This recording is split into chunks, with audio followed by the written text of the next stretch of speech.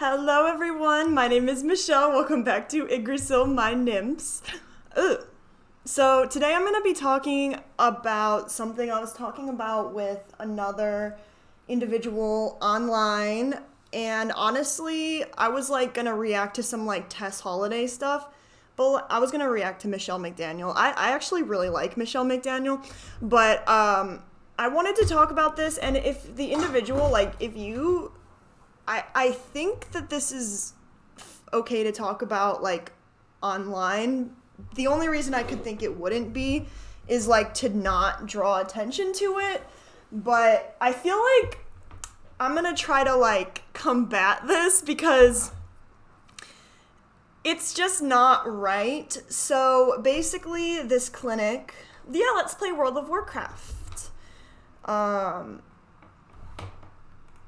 So McLeanHospital has uploaded a video entitled Social Media and the Rise of Self-Diagnosed Dissociative Identity Disorder.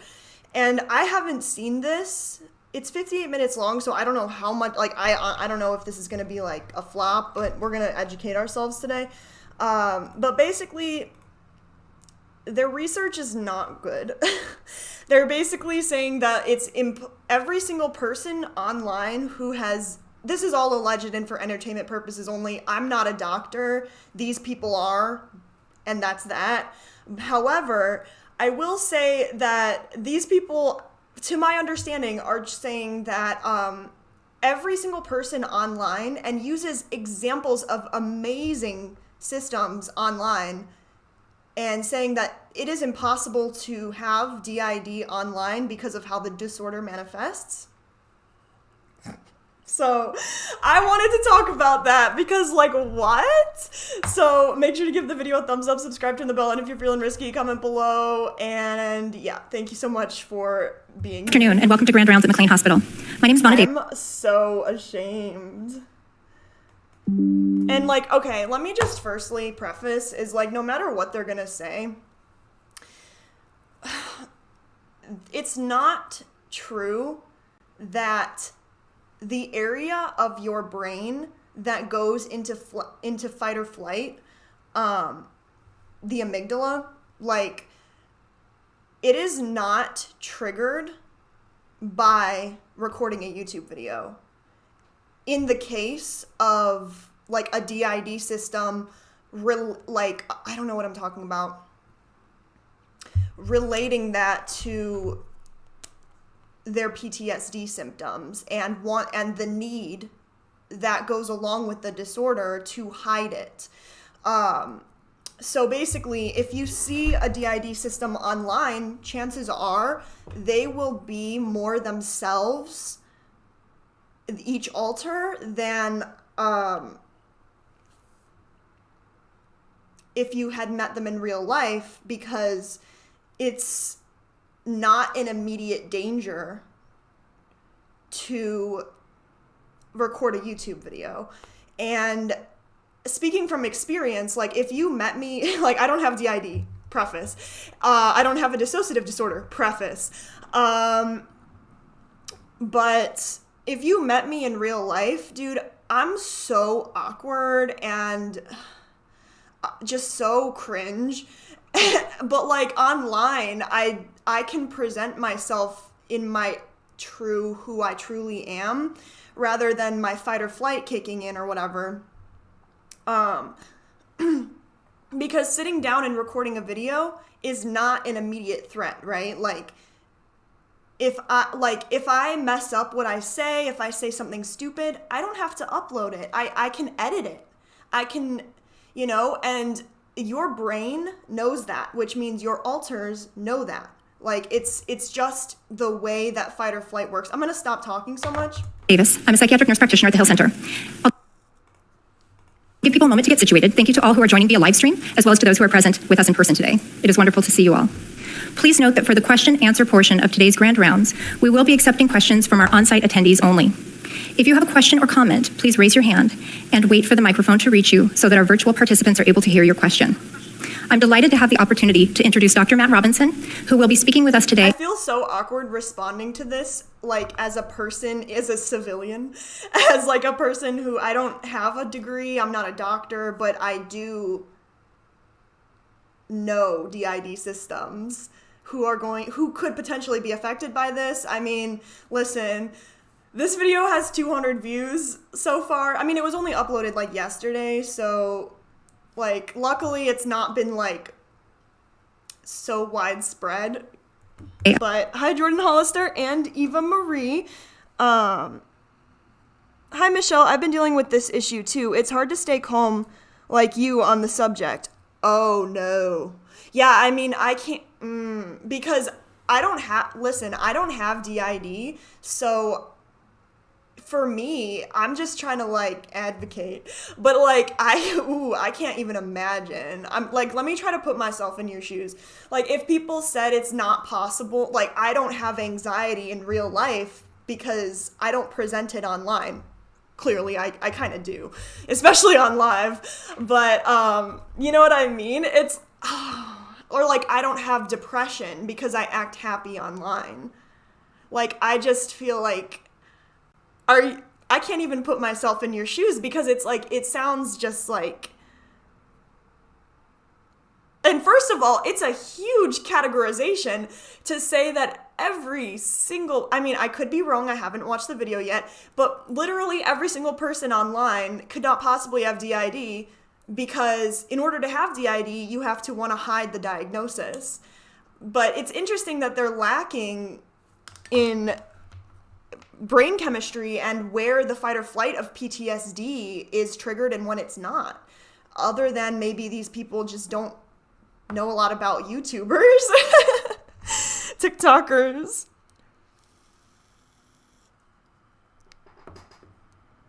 Okay.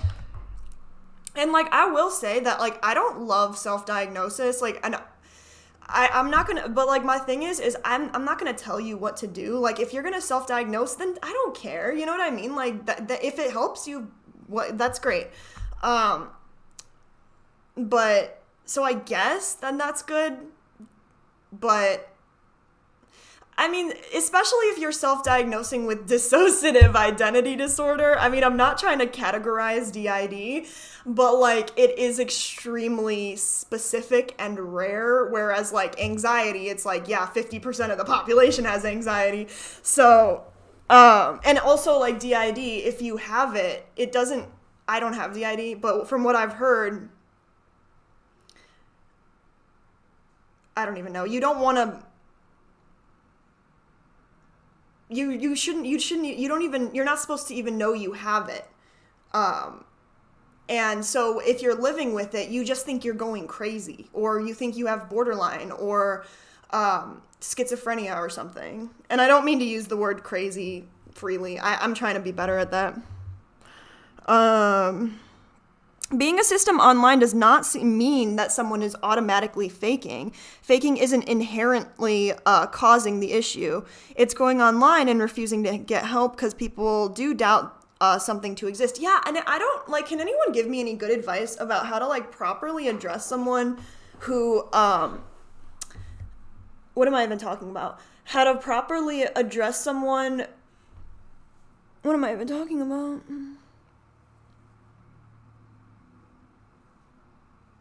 Who says that DID isn't real? Like, I don't know how to respond to that. Like, okay.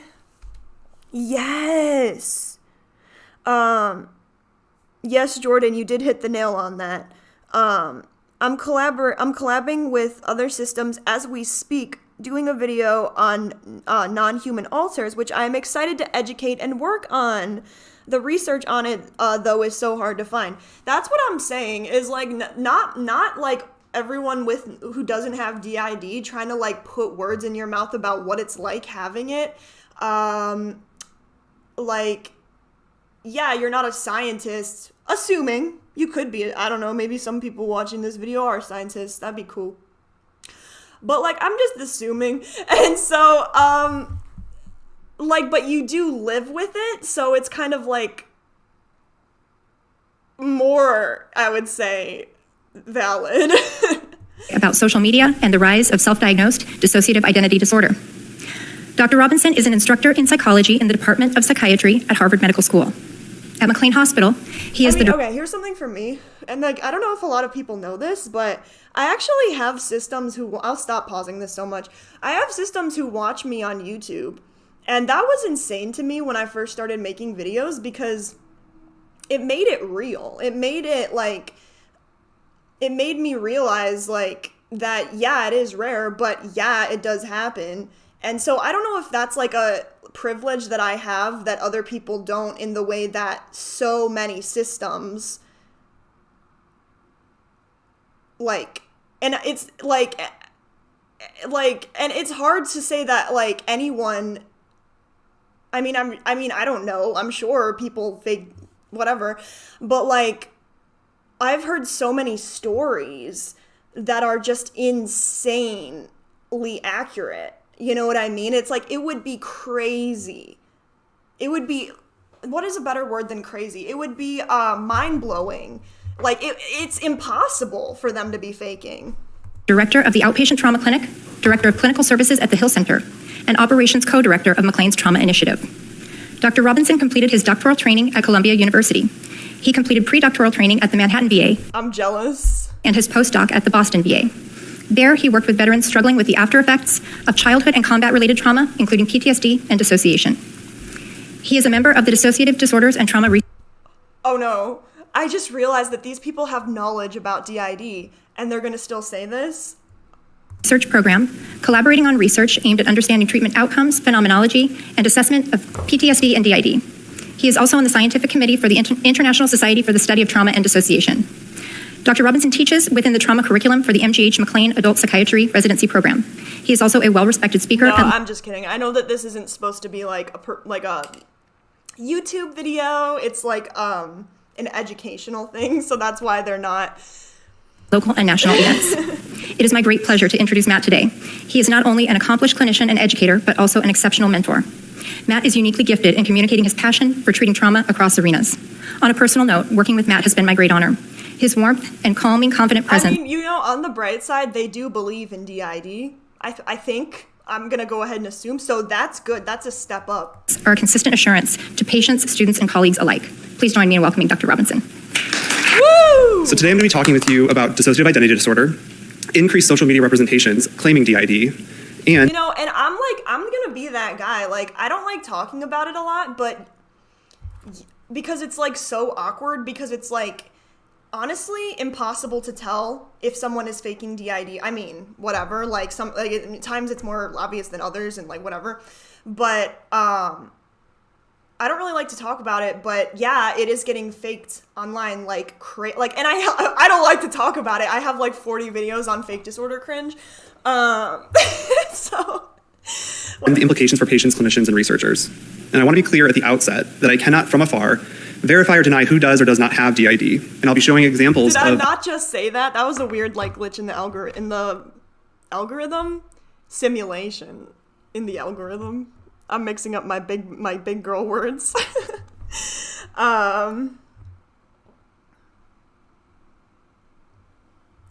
So I'm undiagnosed, in therapy, working for Fully Healing.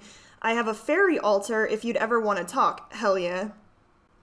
I'm not really on social media, so we can figure something out. Yeah, that's something else is like, I'm not even gonna it's like,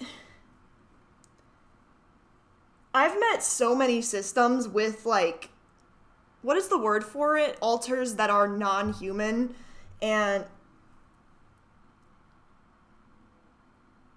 yeah, I mean, it's crazy how much like it is invalidated, and so people just choose not to talk about it. So it's so lit that you guys are gonna talk about it, because like I've got like 7 so far. The reality of the symptoms is heartbreaking, from biting to wetting the bed to no scratch. I'm sorry, I don't know that word, in different ways than most portray it. Something else that is harmful, the videos that say you have something else that is harmful are the videos say if you have a super common trait like zoning out or have bad memory, that means you have the disorder. Yeah, I mean, like I said, you guys, I'm still tripping because I think that I have borderline personality disorder, but I actually really don't think I have it.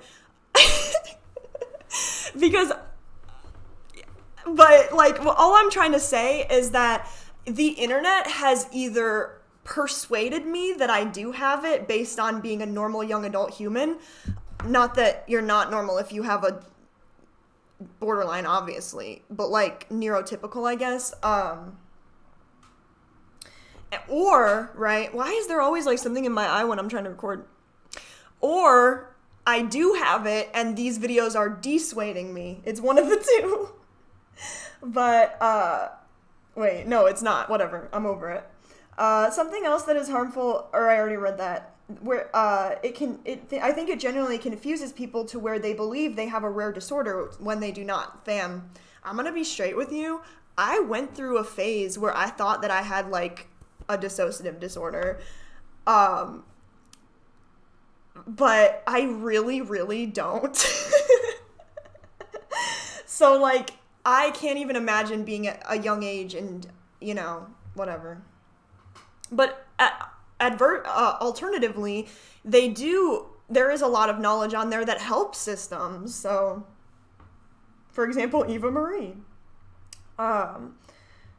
Yes, it's so much of mental health is experienced by the mass population, but is being severely muddled with all this online symptom check. Amen. That's so true.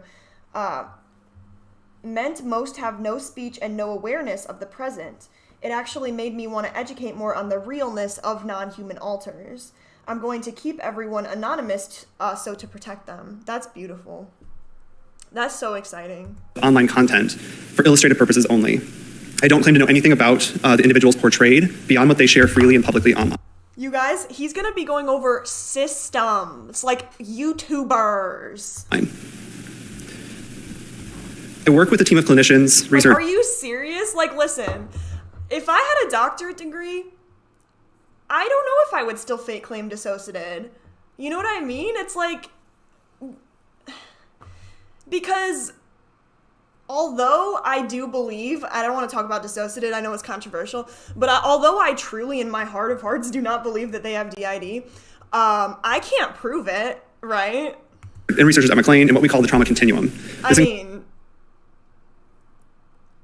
I mean, I can kind of prove it, but like, allegedly, but, with like all of the systems coming forth about stealing trauma, but like at the end of the day, nothing really can prove that anybody doesn't have DID. Even if they are faking symptoms, it doesn't mean that they're fake. I don't know. Includes the partial hospital program at the Hill Center, outpatient care, and the Dissociative Disorders and Trauma Research Program. We recently completed renovations of the Hill Center building on the Belmont campus and are now all co-located there. Our trauma continuum is transdivisional. Yeah, so both if you part have of DID, I don't recommend the division going there, because they don't seem to believe, if you are online, of course. If you have DID and you're not online, welcome. Women's mental health and the division of depression and anxiety, and we help people at all stages of the recovery process. Yay. We're conducting cutting-edge research, as Ivana mentioned, on the neurobiology, phenomenology, and treatment of post-traumatic stress disorder and dissociative identity disorder. Love it. I want to start by saying that I have a number of my own patients who I treat for DID and have always understood their symptoms and reported experiences to be genuine and rooted in early life experiences of trauma. The people I work with are reluctant, conflicted, confused, ashamed of what they experience and report. They look and act nothing like the sensationalized media representations created for entertainment purposes. I mean, I'm just gonna butt in for like 5 seconds. Like, a person in a hospital setting with DID, I'm gonna go ahead and say that I feel like you would not be as comfortable as if you're sitting, I mean, depending on the person, some people have like stage fright of filming themselves, like I kind of still do, but, you know, it's like, would you feel more comfortable being open about your DID in your private home to a camera that you don't have to upload it? You could just talk and delete it. Or would you feel more comfortable in a hospital setting with doctors? Jordan, wait. I wonder how Many of the symptoms these folks are experiencing are affected by the vagus nerve. The social output is non-human, while physical output is vagus nerve. I hope all individuals involved are doing well in healing, as well as yourself doing amazing work, for real. Like, you guys are superheroes. So Eva says, Jordan, it can be a big part of symptom. Am I supposed to be reading this? No, I'm just kidding. But the IV but most I've talked to based on lack of parenting and need for affection they received from animals. They pick up traits from the emotional needs filled by animals as a child with no affection. Amen. Drastic changes in appearance and dress. Many people we treat for DID report feeling distraught and confused when they see social media and online content created by people identifying with. I'm sure a lot of people with DID can relate to this, even if you are online. Like, yeah. The diagnosis. They can't imagine why anyone would promote their symptoms openly. The daily struggles and symptoms they desperately try to keep. To help people? To make them feel less alone? Like, under wraps are being displayed in social media content, often in fun, playful, and engaging ways. This does not make sense to them, and it further confuses their already confused. Well, yeah, I mean, that's a whole other conversation that I really appreciate you guys for bringing up, because, like, I never really thought about it. I was like, I mean, if you have DID, you can put whatever you want online because it's your genuine experience. But then, like, you have to realize that there is the glamorization of the disorder and whatever. I don't want to say exaggerating because, no, not exaggerating because that's your genuine experience, but posting what you know might be seen as, what did I just say? I don't even know. Confused and conflicted sense of self and deepens their sense of shame. In the following video, we see a partner guessing which part or alter is fronting, and I'll say more about those terms in a bit. But I want to start by showing you an example of how online presentations contrast with what we know about our own DID patients. Wait. Who's fronting? Jay. Yeah. Hey, who's fronting? I'm shocked. They are not, I forget the system's name. I don't know how to pronounce it, but I'm shocked. I love this system. Hey, babe. Yeah. Who's fronting? Jenna. Hey, who's fronting? Caleb. Yes. Hey, who's fronting? It's Anthony. And just so you know, it wasn't when he walked in the door. Nope. Definitely not. Yeah, we switched. I meant to say before that played, I think for the live stream, some of the audio. What's up, Shadow Twister? We're talking, oh yeah. Oh my God. How long have I been filming? So I didn't give you guys a trigger warning. Yeah. So, you know, if you have a dissociative disorder, like this, I'm sure is extremely upsetting, you know? Because even if you don't post online, like, I don't know, it's just, can anyone with DID say that they don't connect with another person? Like, I could be wrong, I don't have DID, but can anyone with DID say that they have never connected with another person with DID online? Might have been a little off with the video, so I apologize for that. For our patients, switching is often an intrusive symptom related to flashbacks or trauma-related memories, and are quite. Listen, I don't understand that video, like, that they made, but it's not for me to understand. I don't have the disorder. Distressing. In this example, we don't see confusion or conflict about the switching. Instead, it's almost treated as if it's a game with her partner. I mean, I guess you could argue that that is a little bit glamorizing. Been in our own consultation service at McLean inundated with referrals and requests. Oops, sorry. Sorry about that. We've been inundated with referrals. I want to apologize. I really don't think Pink Sugar Fairies is going to see this video, but I just want to apologize because, like, I adore Pink Sugar Fairies, dude. Like, I be watching their lives. I adore. Hence my little alter cowers under tables, wets the bed, and has bitten herself. So, yeah, it's... she carries cat caricatures in her mannerisms. Plus, she has no speech. The more therapy she does, the better she is. That's great. That is so amazing. And I'm just, that's beautiful. I'm so proud of you. Glad to hear she's doing better with therapy. I'm proud of her. She's so strong. Requests from schools, parents, and our own adolescent treatment and testing services to assess for symptoms and offer guidance about adolescents and young adults, identifying as having what they refer to as DID, and parts, alters, self-states, and head friends. They are self-diagnosing as having DID, but many do not. I mean, how many of you guys call them head friends? I don't think that's that common. Reported trauma history. And they often have elaborate, they are self-diagnosing as having DID, but many do not. No, they're not though. The people you're posting have been diagnosed. Like here's my question, doctor. Is like, can we have a live stream together? My question is like, what about the people who are online who have been diagnosed up to like 10 times? From different mental health professional people, from doctor people, okay? What about them? They're just malingering. Not reported trauma history. And they often have elaborate descriptions of parts or alters. I should stop laughing because it's not funny. It's terrible. I'm laughing because it's ridiculous. But it's not funny. That are almost character-like. They freely discuss these parts, displaying different manner of dress and appearance. And so in this following video, I want to show you an example of someone displaying changes in dress and appearance in a character-like fashion. Has anyone without DID, imagine going to a psychiatrist and having to talk about your trauma? Okay. How would you feel comfortable in any way? In the same way, your alters are more likely to try to be more like the core, I don't know, the host, I know core, whatever, I don't even know what I'm talking about. Fashion. Asking viewers if they can identify the parts or alters, which they refer to as system members, based on their appearance. One pair of movements in and out.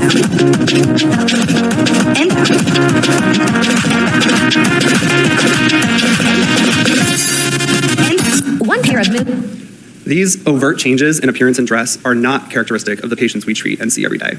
So how do we make sense of people showcasing overt changes in their hairstyle, tone of voice? Well, yeah, but like, they're doing it for the TikTok. I like to show the difference in DID versus DPD and OSDD due to the fact that most don't know the differences. I would love something like that because a lot of people who think that they have OSDD end up getting diagnosed with DID. Symptoms are the same, but lack of awareness is in all three is so different. Wow. So it's mostly, I'm going to stop. That's a whole other video. Appearance, dress, and role, when we know from years of clinical and research work that nearly all patients with DID are reluctant to discuss their symptoms and tend to feel ashamed and conceal what is happening for them. And I'm sure they do. You think that they think this is cute? You think that people like to post, like, I don't know. Maybe I'm going to stop. Do these social media content creators actually have DID? If these are not cases of genuine DID, then what are they?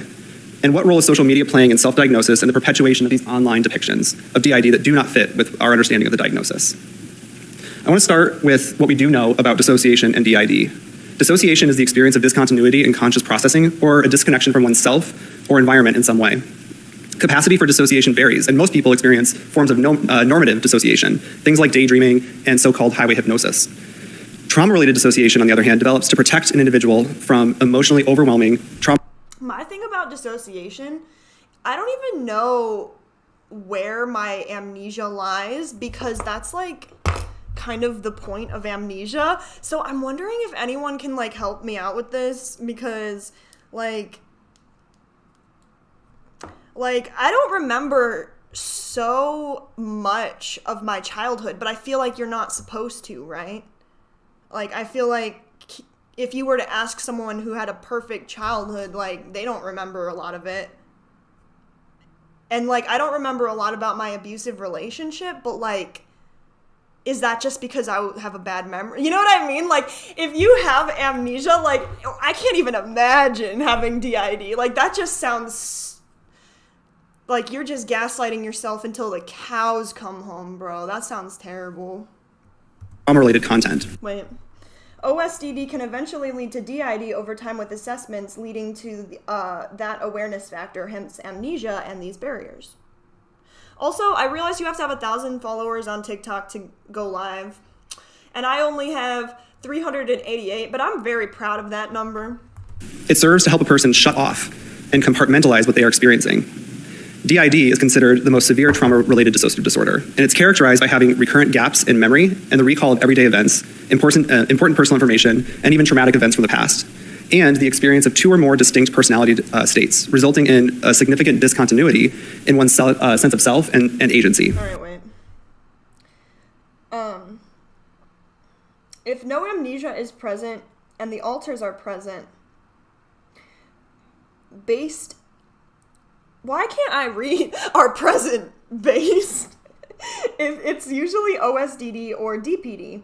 Wait, so if there's no amnesia present and the alters, then it's usually OSDD or DPD. But if time is gone, then DID symptoms are present. True. Yeah, and it's hard to I can't even imagine, like, trying to figure out your memory gaps if you have DID. Like, my heart goes out. These distinct states can include subtle alterations in affect, behavior, consciousness, memory, perception, cognition, and sensory motor functioning, so really almost anything. People with DID may report feelings that there's another person in their mind that they experience as not me, so someone else. And at times they may feel like someone else is driving, with very distinct sets of thoughts, feelings, and behaviors. I had no idea.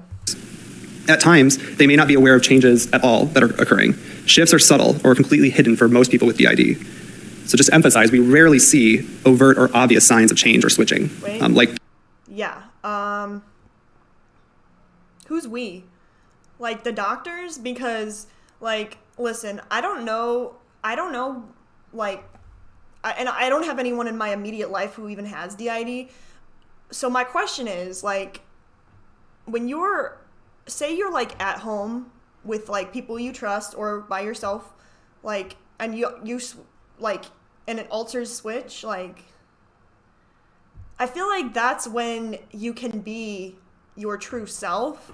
Whereas in literally every other situation, DID is intertwined with surviving. So, depicted in the videos earlier. DID includes symptoms of depersonalization. This is the feeling of being separate from your body in some way, maybe a sense of observing yourself from the outside or from within. Derealization, which is the perception that things around you are strange or unfamiliar in some way. A lot of our patients will report feeling like things are dreamlike or altered. It includes amnesia, which is not about normal forgetting. It's really more about trauma-related information being compartmentalized and kept separate so that the person can get through their day-to-day life without being inundated by the memories of the trauma that happened to them. Identity confusion is about feeling confused about who they are. And because there is separateness or the sense of having others' selves, this can be quite confusing. And then identity alteration. These are the changes in self-state.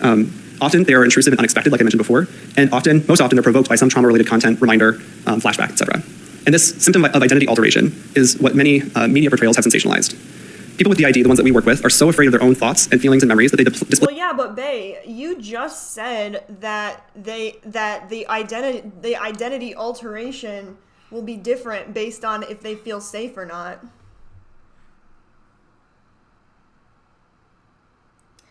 Just say it, Michelle. I study way too much, Raffle. Yes, that's beautiful, though. That's why I like to encourage therapy. A lot of treatments work for all three. There's so much focus on getting a diagnosis and not enough focus on healing. Amen. Like, that's my therapist. Like, for my therapist, like, I have spent so much time being like, dude, I think I have this disorder. I think I have this disorder. And she's like, okay, well, then let's treat it. Let's not worry about having the disorder. Like, Jordan, oh my God, yes, that hits right on. Also, Michelle, if you decided you wanted to collab on a video on non-human alters, let me know. I mean, I would love to. I don't have DID, but I would love to collab in it. It would be fun to chat to make a video on it together. Your choice, though. I mean, that'd be great. I can edit. I'm all right. place them onto a personified aspect of themselves. DID is really about the not me experience. Oh my god, you guys, so I really wanted a milk frother, but I don't have one, so I put my coffee in the blender this morning and it worked beautifully. Life hack. So wanting to do anything for trauma to have not happened to them, and to not have to experience overwhelming trauma-related content so they can get through their day. As I just mentioned, media and Hollywood representations of DID, like the United Thank God we're moving on. Wait, 1 second. 1 second. States of Terra, Split, Moon Knight, and many others have all dramatized and exaggerated the not me experience or the identity alteration feature in DID.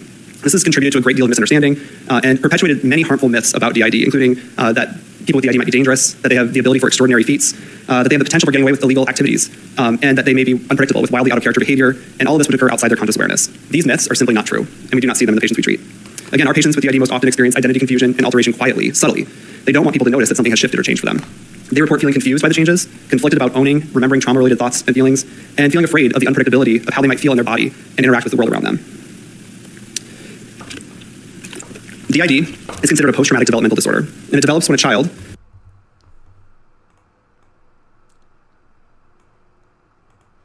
who happens to have an innate capacity for dissociation, which is likely a genetic predisposition, is repeatedly exposed to intense chronic trauma or abuse at a very young age, usually before the age of... What am I doing with my life? We already know this.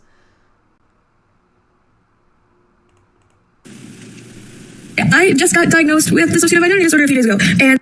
Wait. I've been asked to make a video about pixie locks. I don't really know anything about them, and there's really nothing online, so I don't know what to make a video about. video. You know? I just got diagnosed with dissociative identity disorder a few days ago, and I don't know how to tell people about it or come out about that, so I've decided to attempt to JoJo Siwa it. You know how she came out as gay by posting a picture in that shirt that said best gay cousin ever? Okay, so I'm at the superstore and I'm gonna get a cake. I'm gonna get a cake that, also this is inspired by Kai Robinson on Twitter, who had the congrats on the autism cake. I'm gonna get a happy DID die. I would love, and you guys, I would love to know if you have DID, like, what is your opinion on this whole pixie locks getting a DID cake? Because for me, like, let's pretend that I did have BPD. I don't think that I do. I think that I'm a young adult human with CPTSD.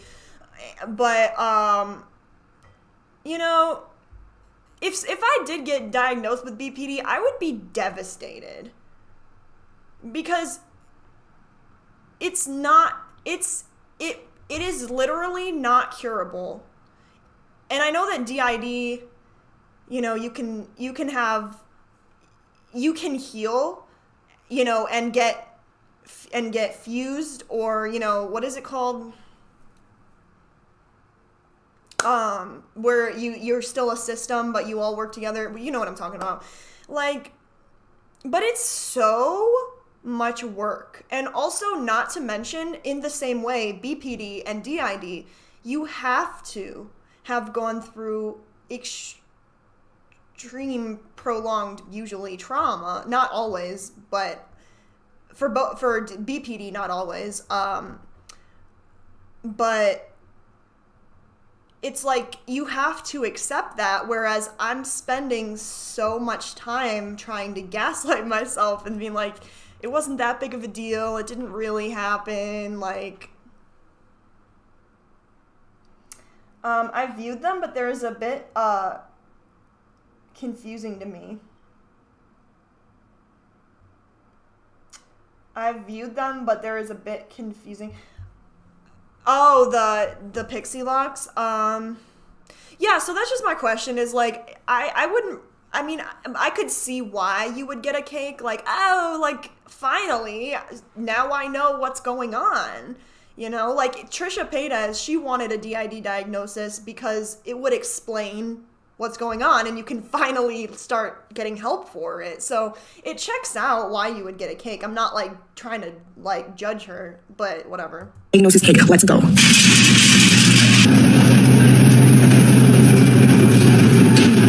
Excuse me, can I get some writing on this cake?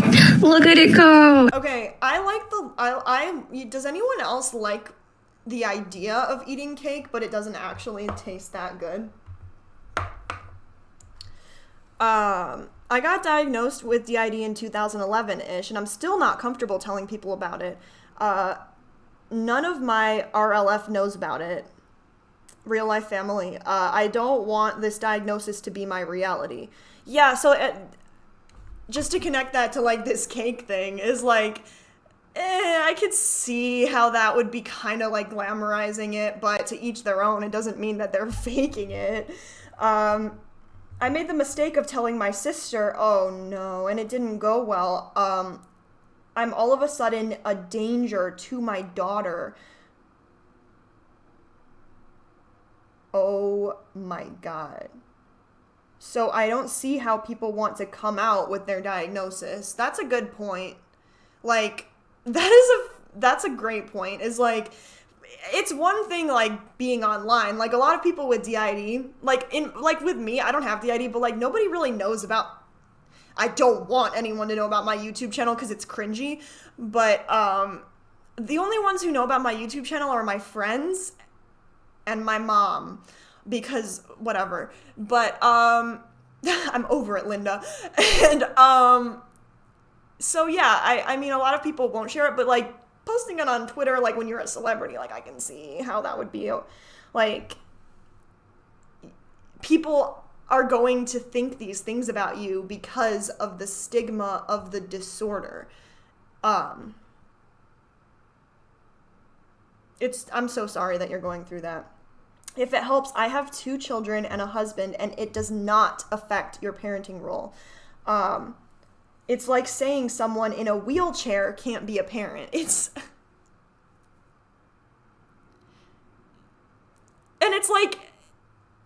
like all of a sudden, it's like you've had DID this whole time, but the second you tell them about it, all of a sudden, it's ridiculous. What's up, fam? Oh my God, I love your profile picture. Thank you for becoming a Sprite fam. Welcome. Wait, what does Loey Lane say? Welcome to the family. I just did a little photo shoot. Oh my God, wish me luck. Wait, no, that's kind of creepy. I take that back. So as you can see, not much fear or conflict about receiving the diagnosis, and almost a celebration of being labeled as such. I mean, yeah, but that doesn't mean they're faking it. Like, there's a long history of controversy surrounding DID, which is why it's important to consider to contextualize what's happening with social media representations and the contemporary trend of self-diagnosis. Dissociative disorders are among the oldest reported psychiatric problems dating back to the late 18th and early 19th centuries. In the 19th century, there's documented controversy about whether hysteria should be conceptualized as dissociation, related to psychological, most often sexual trauma, a product of frustrated, repressed sexuality. Okay, I'm not going to talk about this for long, but like people are like, why are so many people like transgender now, and why do so many people have mental illness? Because, bitch, people have been this whole time. We're just now being awake to it. Or an artifact of suggestion among impressionable women. At this time, Charcot and Genet believed traumatic experiences were central to dissociative phenomena. They developed a psychotherapeutic model whose basic elements are reflected in our contemporary understanding. I'll talk about the trauma model in a bit. Records regarding Charcot's patients document that they experienced significant trauma, including wartime events, contributing to his belief that trauma is at the center of dissociation. And Freud, while initially agreeing with this formulation about hysteria, famously changed his mind, arguing— I love me a Freud moment. No. What is a Freudian slip? instead that disavowed memories of childhood sexual trauma were really about Oedipal fantasies. After Charcot, Genet, and Freud, and others, dissociation received little attention until early in the 20th century, with some important and notable exceptions during war times. During and after World War I, hysterical and dissociative symptoms— Wait, so Eva May says, same name, that's lit.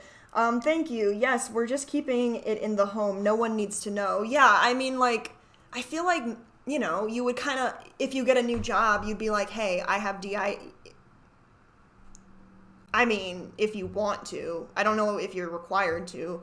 But, you know, in situations where people need to know, like your doctor, your therapist, friends you trust, I don't know, whoever you feel comfortable. Because the reality is that if they're in your immediate life and they haven't known this whole time, they probably won't know. And I don't know anyone that has DID and is happy to have it. That's a great point. Like some people, I'm not going to name names, but they're like, it's a blessing. It's a superpower. But no, it's not. It's not. But it kind of is. Like, I'm done. If they told me no, but it makes you good at art. I'll stop. If they told me reviewing my artist arm would get rid of it, I would. They never talk about the physical health it causes. That's a good point. Like when you have DID, oftentimes we talked about the vagus nerve. It's, you have these physical problems with your body, whether they're physical or like a trauma response that feels physical. Were observed among male soldiers, which was referred to as shell shock. Dissociative symptoms continue to be observed and documented in every war since, all up to even today's conflicts. In the 1950s, multiple personality disorder was added to the Diagnostic and Statistical Manual, or the DSM, which is what we use for diagnosis. In 1960, there was a systematic psychiatric attention paid to childhood maltreatment, drawing attention to how abuse and trauma may contribute to dissociation. And feminist scholars, psychologists, and psychiatrists debunked the Freudian theory that reports of childhood sexual abuse were really about Oedipal fantasies. Both of these changes provided support for the belief that trauma experiences is what leads to dissociation. Is the video going too fast for anyone? Publication of Sybil and the subsequent movie in 1976 drew attention and public interest in multiple personality disorder, resulting in more cases being identified and contributing to some skeptics' belief that social influence. How do you guys feel about Sybil? I've never seen it, but I feel like it's not good. Well, like, it's a good movie, but like it's not good for like the accurate representation. Oh my gosh, Kat. So, trigger warning, we're talking about this. Oh no. I have never seen this before in my life. And the comments are turned off! You dogs! They got 13 likes. So this is from McLeanHospital, presented by Matthew A. Robinson, a PhD. They're saying that literally every single I could be wrong. I'm pretty sure they're trying to say that every single person on the internet with DID is faking it. And I'm trying to say that's not true, because filming a video in the comfort of your home is not an immediate threat, so alters feel more open to being themselves, whereas if you're in a clinical space, it's like you're uncomfortable. Your alters are going to mask, and I mean, sometimes, but it's much more common. Like, I can't even imagine how long it takes to like warm up to a person like that. And contagion is at the root of DID. In 1980, the DSM-3 added PTSD with psychogenic amnesia and created categories for both somatoform. So Sybil was so bad. Apparently, she integrated at the end with everyone smashed together at once. Integrated at the end with everyone smashed together at once. Yeah, I mean, some people say that like final fusion isn't a thing. I don't know. I don't have DID.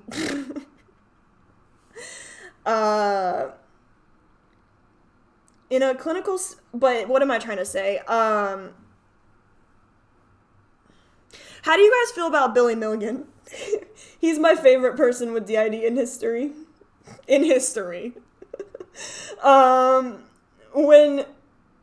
I would love to hear anyone who doesn't think that he has DID. When shacking and even wearing a urinal protector in therapy, that is actually so weird and ableist of me to say. I apologize. When shacking and even having to wear a urinal protector in therapy, the fight of realizing you're viewing a memory is so much more stimulating and emotional. It wears such a huge take on your body, right? Like, you make TikToks, it's different, fam. You're not triggering the fight or flight response in the amygdala by turning on a camera, babe. Play up systems so they understand what's going on. Wait, in a clinical space, you're much more likely to perform instead of be yourself. Play up systems so they understand what's going on. For real, for real? I mean, checks out. You know what I mean? Like, that's another good point. Form and dissociative disorders. But in the early 1990s, skeptical views of the dissociative disorders emerged with the rise of the false memory syndrome. It was introduced by an organized group of people who had been accused by their children of childhood sexual abuse. That trips me up so bad. I would literally hate to think that any of my memories are false. Like, that's terrible. Lawsuits ensued against mental health providers for implanting false memories of trauma and abuse and creating iatrogenic dissociative disorder diagnoses. With the DSM-4 in 1994, dissociative amnesia and few replaced the word psychogenic. And multiple personality disorder was replaced with dissociative identity disorder, which remains true in our most recent edition. This change to the DSM reflects that DID is not really about having many personalities. What it is never developing a fully cohesive and consolidated felt sense of self across contexts. The most recent... I would argue that if you have DID, your alters are usually kind of the last thing from your mind. Like, you're trying to, I mean, if you're, like, healing and going through therapy, you're trying, like, whatever. But, like, you're trying to deal with, like, PTSD symptoms. In decades, in the 2000s, have seen numerous research advances resulting in significant amounts of evidence supporting and maintaining the validity of the diagnosis. But false memory views continue to have considerable sway and following in standard psychology textbooks and medical training. These are perpetuated by the media and by some mental health professionals. Continued media portrayals of sensationalized DID, of course, have not helped.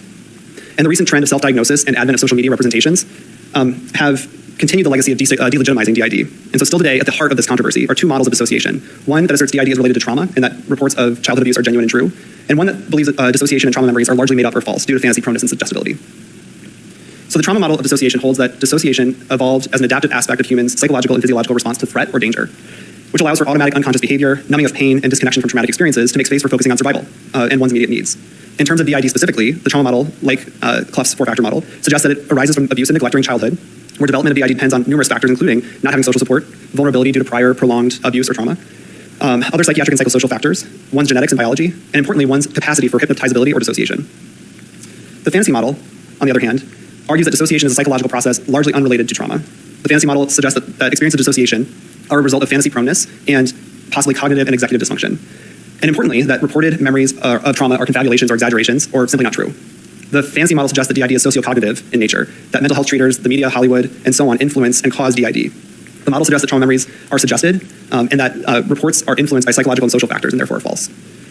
While there's little to no scientific or clinical evidence to support the fantasy model, the trauma model actually has been supported in multiple ways. For example, research supports that there's a consistent relationship between trauma and dissociation. The two are very often linked. Okay, I can't do this. Numerous studies employing I can't do this. We already know this. Oh, he's just gonna keep talking. He's just gonna keep talking. Program. What they found is that in classic PTSD yeah, he's gonna keep talking, Michelle. He's a doctor. What are you doing? Oh, yeah, absolutely. Feel free to ever share. Like, I am honored for you to share my video. You know what I mean? Like, okay, is this kind of the same way, Eva Marie? Because, like, I really appreciate your content, and I know that you said that I could use your content to, like, make collaborations, but I just feel so bad. Like, but at the same time, I don't know. Yes, that's true. I never, alters are the smallest part of DID. It's just the most interesting part that everyone wants. Drop the mic.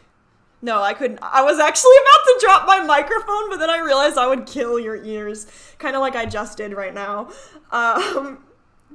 Yeah, that's true. I never focus on my alters in therapy. All we focus on is talking about the flashbacks and how we cope in life.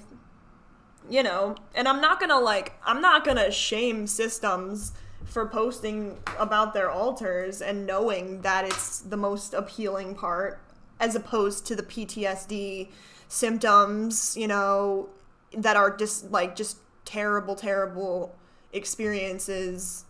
I'm so sorry, dude. Like, I don't even know. Like,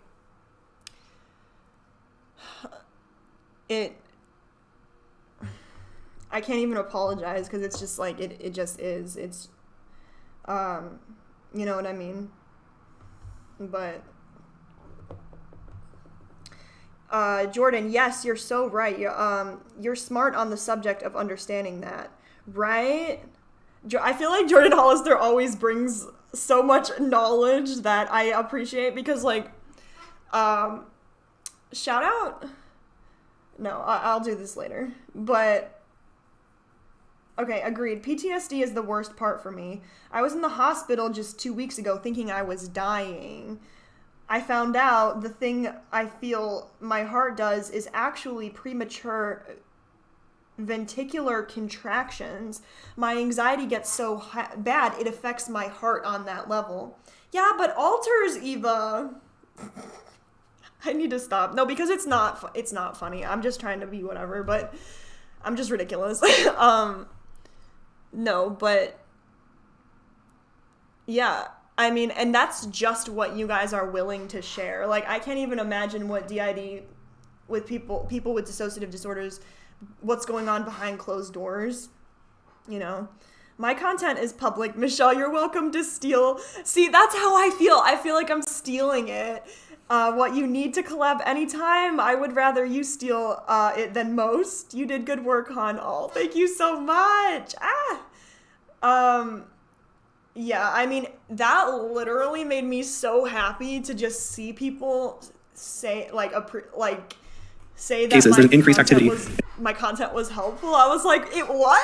I was like, what? In the limbic regions of the brain, which are responsible for detecting emotional salience, so how strongly we attend to and experience emotion. And in PTSD, we see a decreased emotion regulation-related activity in the prefrontal cortex. And this results in more extreme, less regulated emotions and a hyper-aroused state. This hyper-arousal is characteristic of what we see in classic PTSD. The neural activity for patients with PTSD with dissociation show overactivity in the prefrontal cortex. And so this actually dampens or I'm gonna be straight. We can go over the logistics of DID another time. You know, I feel like we go over this pretty much in every one of my videos about DID. So this is what DID is, everyone. Littles can cause huge heart jumps and blood pressure raises, if that helps. I know, the anxiety attacks I feel are not mine. Wow. Checks out. And online popular content have ballooned with DID.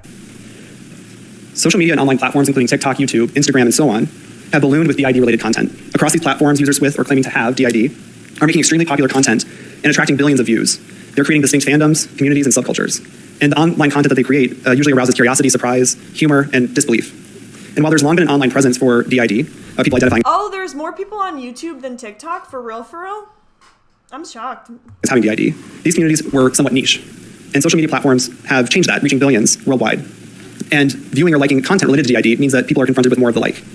Additionally, COVID-19 and the pandemic has not helped by driving us all to spend more time online, especially youth. Yeah, I mean, let's be straight. COVID-19 was detrimental for literally every mental, physical illness. So young people that were used to gathering at school with friends were more isolated and sought out community and connection that they were missing online. DID-related content specifically has been viewed billions of times across platforms. And so these are just numbers from TikTok. So I mean, yeah, I'm gonna have to agree with him on this one. Seriously, there's more hashtags for DID than common, less what's the word, glamorized disorders. But really, 2.5 billion hashtags. That's almost a quarter of the world population.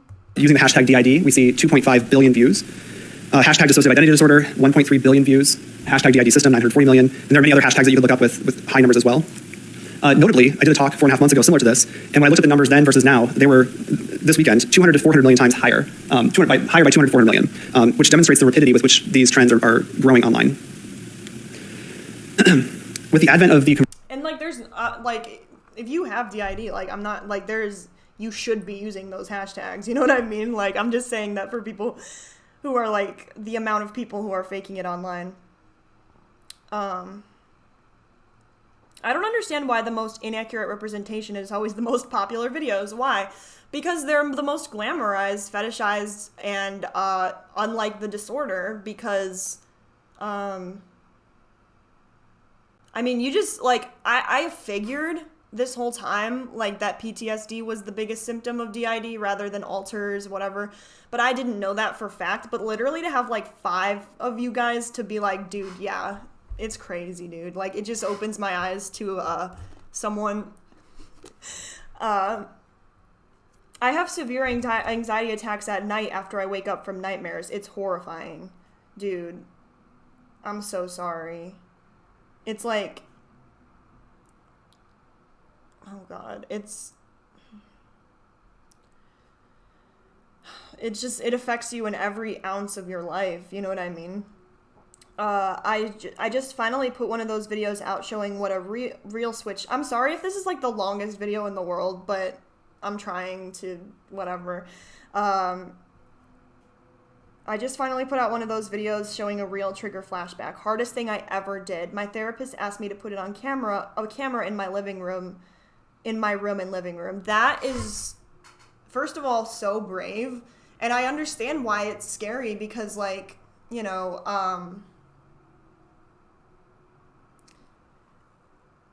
like, it's triggering to see it, but, like, it's just upsetting to even think about it. But,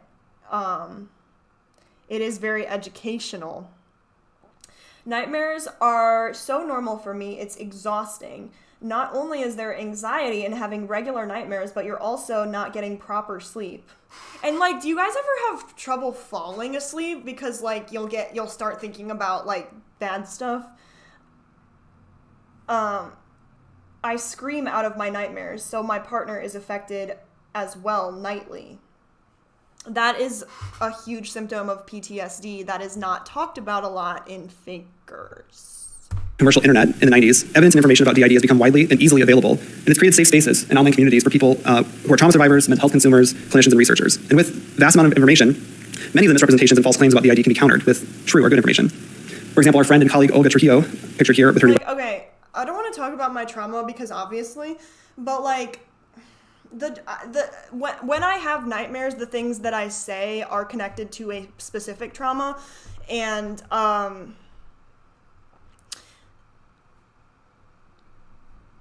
but the thing is that I was only going through that trauma for about a year. So, dude, like, that, you need a day. You don't even need it. You need a moment in order to give someone lifelong PTSD. It's insane. It alters your mind so bad. I'm terrified of sleeping. It takes up to 3 hours for me to fall asleep. When I sleep, I wake up multiple times. If I'm lucky, I get 3. But so what I'm trying to say is that I'm not comparing trauma is so ugly. I'm not going to do that. Like, my trauma is valid. However, you know, people who have been through their entire life, you know, and they're claiming to have DID but no sleep problems. Yeah, I mean, you could, you know, it happens, I'm sure. I'm lucky if I get 2 to 4 hours of sleep. Man, I'm so sorry. I wish I had the cure, dude, because I don't know, like, maybe listening to, like, stuff while you try to fall asleep, or, like, either, like, rain or whatever you like, or, like, a podcast. But also, I can't fall asleep when I'm listening to a podcast. It also helps my husband and kids and therapists to view what's going on in an alter who is little or who self-harms, etc. That is so great that you, like, have people who you can trust to help you in those situations. Flash read. If you look into EMDR music or neurodivergent music, it helps with and reading, which does an EMDR effect. Seriously. I'm terrible at reading, but that's fabulous advice, dude. I'm going to have to do that. I know that was advice for Flash Read, but I don't have trouble sleeping usually, but the others do sometimes, and they keep me up. I have a bigger problem with hallucinations. See, there you go. Like here I am being ableist. You know, everyone's trauma, like, presents in a different way, you know? For you, it might be hallucinations. For another person, it might be sleeping, you know? I check my dog to see if she's reacting to know if something is real. That's lit. That's beautiful. Yeah. Website has a site with information and resources for people with lived experience and their family members. She also participated in McLean's Deconstructing Stigma campaign. And it's true that there's been a general destigmatization of DID online. This is a good thing. The dominant narrative is no longer a skeptical one, and that many of the old skeptical views are just rehearsed stories with old media being recycled and repeated. So is he saying that the fakers are doing a good job of presenting the disorder online? Would that mean that perhaps not all of them are faking? With greater access to content and information, many individuals may, of course, self-diagnose as having DID accurately based on social media or other content. But of course, the flip side to the pros include that there's a lot of inaccurate information out there, and that most of the time there are gross misrepresentations of DID and inaccurate self-pathologization and inaccurate self-diagnosis. Individuals, especially young people, may attach clinical significance to normal experiences They might elaborate or manifest symptoms of DID instead of acknowledging that they have another problem. And we see this often with socially isolated or interpersonally challenged youth who struggle to connect with their peers in conventional ways. They create very elaborate inner world with friends because of how much they struggle to connect with their peers in the real world. Me! Oh my god, I did that in middle school. I created a whole cast of characters in my head, and I wrote a novel going into my freshman year of high school about them. It was very bad. But that's hilarious. Again, COVID-19 has not helped with this. It's increased. Yeah, if you guys ever do that, like if you ever tell yourself a story before going to bed, that's a symptom of trauma because you're trying to self-regulate or whatever. Social isolation. And this may in part help explain why we're getting so many referrals from parents to assess children who are claiming to have DID. Unfortunately, there's also significant online harassment that occurs with these social media. I don't know, dude. I don't know if I ever had a kid, I don't know what I would do because you can't not let them go on social media, but can you? Like influencers. And this harassment is obviously harmful to the person who's making the content, but it's also harmful to our patients with DID who might stumble upon someone accusing another person of making up their symptoms, which is a common fear that people with DID have, that they're making it up or it's not real. They're already conflicted and confused, and this just adds to that feeling that they experience. It makes the feelings of shame they have even worse. Yeah, that's a huge symptom of DID that I think it's terrible because it's like, bruh, like that you will literally do mental gymnastics to tell yourself that you don't have it. Media, as many people will know, there are many dynamics that reinforce some of these trends. It's possible that social media is revealing new ways for individuals with genuine DID. Yeah, I mean, whenever I made like a TikTok post about dissociation, you know, that shit gets likes. To express themselves. However, it's also very possible that the social media and internet trends are contributing to increased DID claims that are not genuine. And the dynamics of social media encourage this by rewarding people who create attention-grabbing content for likes or follows, regardless of how truthful or real what they portray is. It encourages self-categorization and connection to certain identities and networks. Yeah, I mean, like I literally just made a video about this today. It's called and they were just talking about how it's a literal, I was just talking about how it was a literal,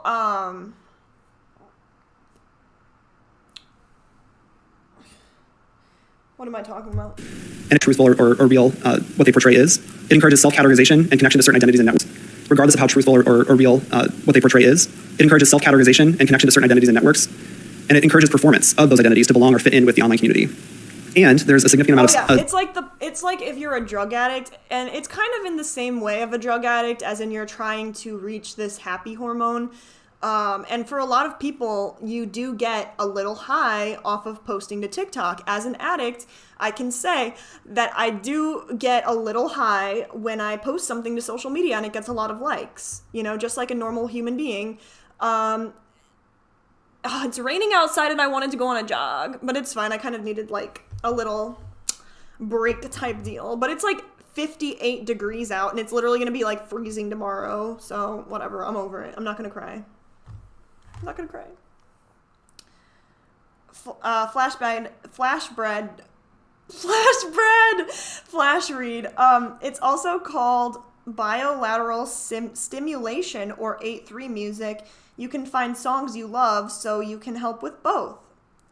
Use headphones, though the effect will not work. I like bilingual. What is it called? Not bilingual. Binaural beats. Those are lit. I mean, they never really worked for me, though. They kind of just gave me a headache. My family link for my girls to view and monitor my... Yeah, Eva, I was curious. Like, how do you guys,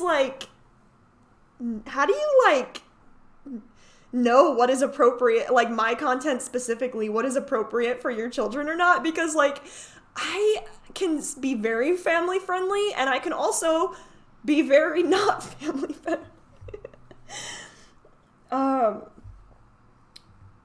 And one view, monitor my daughter's phone and always take 1 hour or more to chat with her about her day and how she is. Gives her stability and reliance on us. Also, what's up, Big Chip? I like your profile picture. I probably already said that. Also, I also allow her, if she's upset, to go in a room and swear and cuss and say bad things she hates about us as parents. LOL, she's 13. She likes that dude. Dude, yeah, because it's hard being 13. Let's just, of self-commodification. That's where a person honestly lit, because you're allowing them to like express their anger as they should, as you know. can actually generate income by gathering more followers in social cachet. One of the most popular TikTok accounts, the A System, which I'll show you in a second, has developed a wide following with millions of views of their online content. In the life of somebody with dissociative identity disorder. It's 8:30 in the morning. I'm pretty sure Asher woke up and got coffee, and I just switched in. Hey, it's Art. It is Listen, I don't know a lot about the A System. I do follow them on TikTok, and I enjoy their videos. I don't have an issue with them. 8:40. Asher was just out, and then I switched in. Went to go get another cup of coffee. People always want to know how we know who switches in and switches out because we do have energy barriers. I am gatekeeper of the system, so I am able to keep track a little bit. It doesn't always work, especially with back of house alters, but I'm usually able to keep track of who was out. I just might not always know what they did. It is 9:30. We're in the place in Zelda with our son. It's Chris. It's about 1 p.m. I'm not entirely sure who's all been out, but we've been really switchy today. I'm going to have to ask Art because Art knows more than me. So Alex, it's about 2 o'clock.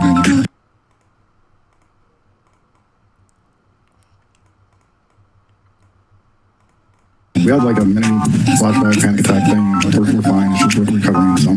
Basically just gonna lay us down and try to get us to relax. Thank you, Alex. Now we're really tired. It's like 3, but we tired. I blame Art for staying up until like 1 a.m. every night for this. Hey, it's Art. After we have panic attacks and stuff, we're so tired. We're so tired now. We all just do our part and try to make it through the day. Okay. So it's possible that some social media influencers like the A System may be malingering or have factitious disorders. Malingering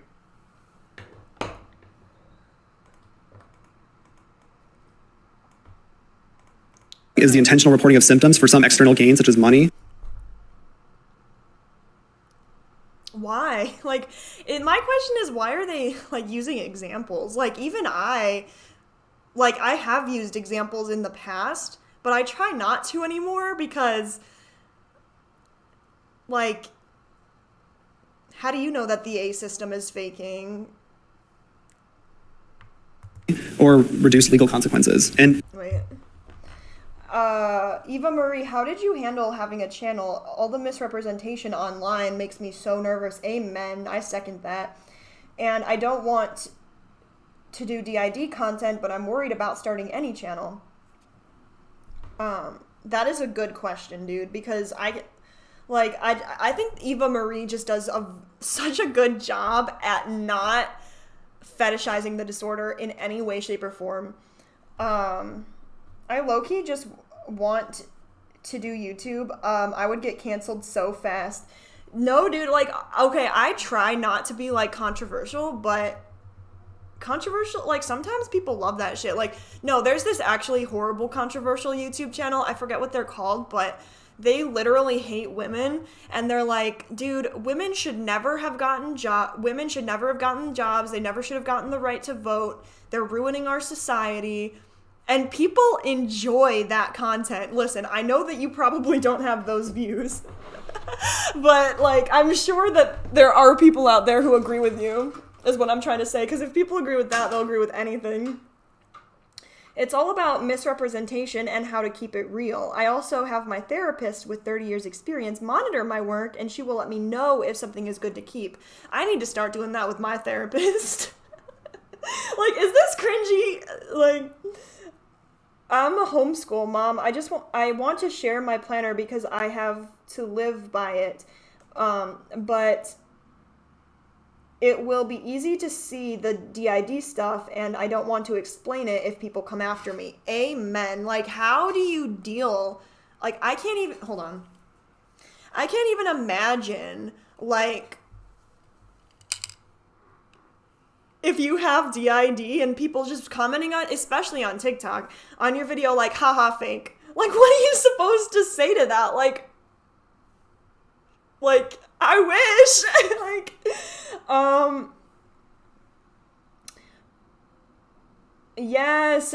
Subscribe to Eva Marie. They also have a very nice TikTok. factitious presentations are when the symptoms of an illness are present or falsely reported, but not just for external gain. Usually it's for being in the sick role in some way. On this slide, we see the online merchandise for the website for the A System.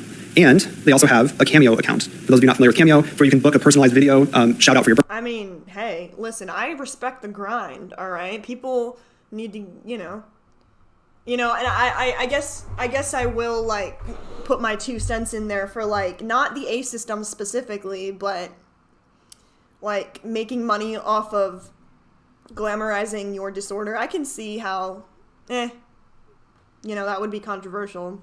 Birthday or special event from someone famous or well-known. We also see another example of commodification of DID in this video, where the user has created bunny hats that she's often seen wearing, or they're often seen wearing online, created for followers to purchase on a newly created merchandise site. The bunny hats are a system handmade for a recent shop. I'm so sorry, Pink Sugar Fairies.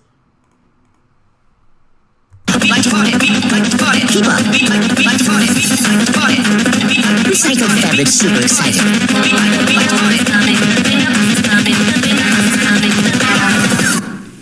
So again, just to reiterate, these are not characteristics of people with DID. What were they doing? What were they doing wrong?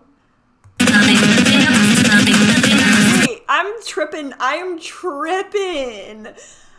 How is them dancing? What? So again, I have to have missed something. No, for real, capitalizing off any mental disorder is so wrong. All right, I want to respect it, because it's like, okay, you know what? I'm gonna agree with you. Yeah, you should never capitalize off your mental illness, but if you are 100% genuine, I don't see why you shouldn't make money off of that. I mean, as long as it's not glamorizing, but education, you know what I mean? I don't know. I should stop talking, honestly. Making money on making money on TikTok. How much money does one make on TikTok? Because I make $0. I heard that you make less money on TikTok than YouTube. I don't know. Yeah, it could be the other way around. Yeah, making money on TikTok and using it for profit and gain is one of my biggest pet peeves. Dude, I'm not gonna say names, but you know exactly who I'm talking about. Nobody gets me angry online. Actually, nobody. Except for that one. That, it just kills me. It kills me. What's up, Jennifer? Sounds like, according to McLean, you are not allowed to grind out of a living in any way you are capable. I'm just saying that it's not right, but it's understandable. I mean, to an extent, I get why people would do it. I mean, listen, you're disabled. You can't, in some circumstances, some people with DID can, some people can't work. So I get it, but at the same time, it's not good to glamorize any disorder, and I'm going to say that about 9 more times, if that's okay. I once watched a live, from the A system, and they made $5,000 in less than an hour, and they're self-diagnosed. Listen, even if the A system, I don't know any specifics about anyone, but why are these professionals talking about it? They can't prove that they're faking. What? 5K in less than an hour? I'm dead. I have a ton of medical bills, and I couldn't use my disorder, still couldn't use my disorder for money. Amen. Amen. It's hard. It's just some people, they have this moral compass within them. But I'm not gonna bash people, because listen, it is what it is. You're not a terrible person. Yeah, she wanted to pay off her car and get a lawyer. I'm gonna have to make a drama video, DID drama. just to reiterate, these are not characteristics of people with DID that we see in the patients that we treat. While some individuals are likely aware that they are exaggerating or fabricating some or all of the symptoms of DID, some online users may also present with self-reported dissociative symptoms and actually believe that they have genuine DID. And Boone and Drazier use the term imitated DID to describe these individuals. Individuals with imitated DID may benefit from psychological and social gain in some way, and therefore social media platforms. That is so interesting to me. I wonder, okay, listen, let's be honest with ourselves that there are people online who are faking DID specifically, all right? So my thing is, how many of them genuinely think that they have the disorder? My guess would be not many, because they would at least know that they're exaggerating it. And so that would kind of light something up in your head about how you don't actually have it. I could be wrong, though. Forms are ideal places for imitated DID to thrive. Examples of psychological gain in imitated DID can include developing a sense of understanding for identity confusion, not the identity confusion I talked about before, but who am I in the world? Who am I going to be when I grow up? Who are my friends? That sort of identity confusion. It can help with labeling of feelings or emotional states that might seem extreme or out of control. It can create meaning out of suffering from a sense of emptiness, and it can help avoid feelings of guilt or shame. The DID narrative helps these people explain frequent confusion about who they really are. Social gain can include receiving special attention or having people be infatuated with. I mean, it checks out. I mean, listen, it's hard being a teenager, a young adult, and also, if you have PTSD, CPTSD, anxiety, a personality disorder, literally depression, you can convince yourself, bipolar, I could go on, like schizophrenia, you could convince yourself that you have DID, especially if you're in a vulnerable spot. So again, thinking about social media and likes, that's very much at play. The experience of social gain may help explain why social media representations of DID, where again the goal is often obtaining as many followers as possible or likes, plays out.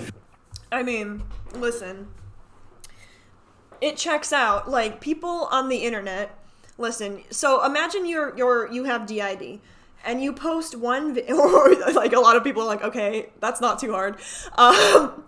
But like, and so you post one video that is so raw and real and true, but you get like 2 likes, okay? And then you're over here and you post a video of your altars or something and you get like 1 million likes. Something kind of goes off in your brain that's like, oh, well, this is what the internet clearly wants, You don't get disability? Are you kidding me? Dude, I literally have seen that happen with multiple people with DID. It's insane to me, dude. Oh my God, Big Chip ain't getting disability either. You're kidding. I make $500 a month on disability. What? Can you even eat with that? Like, you have to either choose between living. You could not afford to live, actually. Or eating, fam. That's despicable. Yes, I did a video on that as well. It took years for assessment and brain scans to apply. Check it out if you want to understand how that works. Yeah, like, I love to talk about how, like, doctors can prove whether or not you have DID based on brain scans, but I don't know what those brain scans are. I'd rather work, but 25 jobs later, they refused to let me back into work, so I paint and sell my work on Facebook. It's not much, but it helps. I use it to get my kids things. That's so sweet. I really don't need it, honestly. I'm out here raw dogging life. Dude, that's freaking heroes at work right there. That's and there's a social cachet for getting more attention. Another example of what might be imitated DID includes plurality or multiplicity and so-called endogenic systems. Since the internet was created in the 90s, there have been online communities with narratives about multiplicity and plurality. AstrayasWeb.net, for example, was founded in the early 90s with content claiming non-pathological or functional multiplicity as an identity. For many, identifying as plural is central to how they see themselves, and plurality is what connects them. That's actually kind of dangerous for people to... The idea that people genuinely believe that they have the disorder, that's scary. I don't like that. Connects them with other people in their online community. So in this video, we hear someone describing and welcoming others to the plural community, offering resources and tips. to the community. I definitely recommend looking up the Plural Association. I will see if I can link them somehow. Know that you're not crazy, and that my best advice to you is to be patient with yourself. Understand that there's a lot to unpack with realizing that you're plural, and no matter your origins, you are valid. Don't let anyone tell you otherwise. And if you're wanting to communicate with your others, the best way from our experience has been just leave notes saying, hey, I want to talk to you. Leave me notes. Tell me about your. Listen, I'm just gonna say, if you want to be endogenic, just call it something else. Don't say you're a system. What's your name, anything like that. It's almost a how-to I don't know who that person is. guide to being plural. And people with DID, I think that person might have been endogenic. they don't choose this. They don't wish for this. The symptoms they experience develop out of need for survival. So some within the plural community identify as having non-pathological or endogenic multiplicity. I said that word before. And endogenic just refers to any development of multiplicity that does not have a trauma origin. Individuals claiming multiplicity often are creating very elaborate and developed parts that promote their plurality as a healthy way of their mind working. So it's an identity. Some people with plurality don't. That's what I'm trying to say, is that sounds like a lot of work. like creating different alters and acting them out. Don't identify as having DID, but many, many, many do. And more work is needed to understand if these cases are genuine DID, imitated DID, or something else. Importantly, we do see differences between imitated DID and genuine DID. For example, in genuine DID, we see profound amnesia and identity fragmentation. Amnesia is for parts of one's childhood, but also gaps in memories for daily activities, recent events, conversations, and so on. We call these micro-amnesias. Okay, I never really got any good information about how everyone online is faking. I'm very confused. All alleged. And again, amnesia caused by not wanting to be overwhelmed by trauma-related flashbacks or content that's happening throughout their day. They also experience in genuine DID a profound depersonalization and derealization, and that is often actively interfering with their ability to function. When interviewing and assessing patients with genuine DID, they're reluctant and ambivalent about disclosing trauma or their symptoms. And they often appear dissociative or spacey, distracted and inconsistent in their mood and thinking during the interview. With imitated DID, on the other hand, we often see profound identity alteration and switching. Switching is actually quite rare in the way that it's portrayed online, and it does.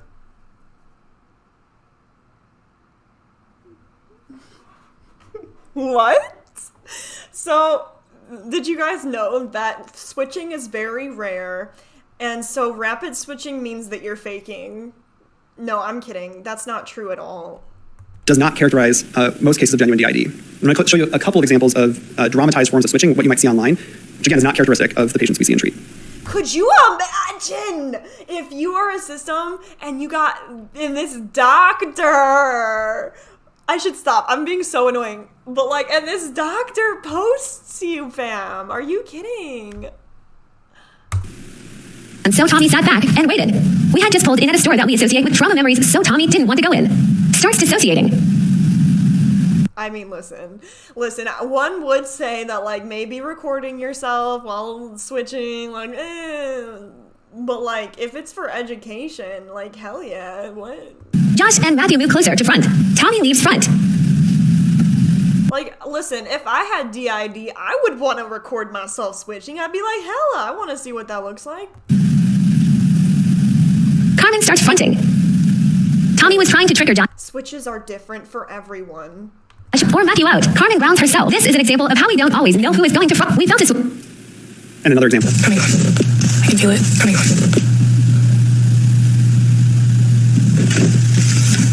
Wait, this has 1.9 mil. Is my face in the way? Yeah, it's in the freaking way. Love that for me.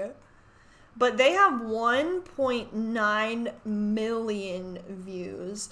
Listen, I'm sure a lot of them are trolls. Whether you have DRD or you're faking it, you have trolls.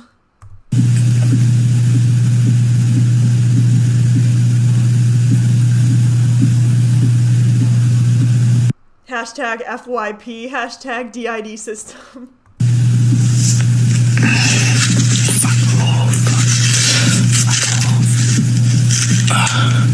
Okay, I'm very curious. You don't have to answer because you're not a guinea pig, but would you put a name tag on to see which alter's out?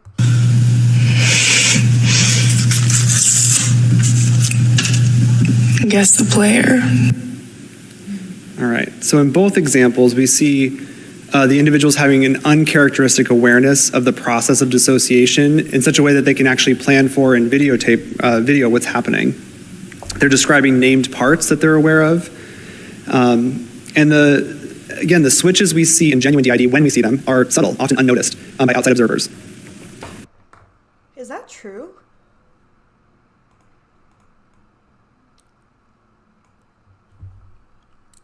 Sorry if I look like weird. I don't know.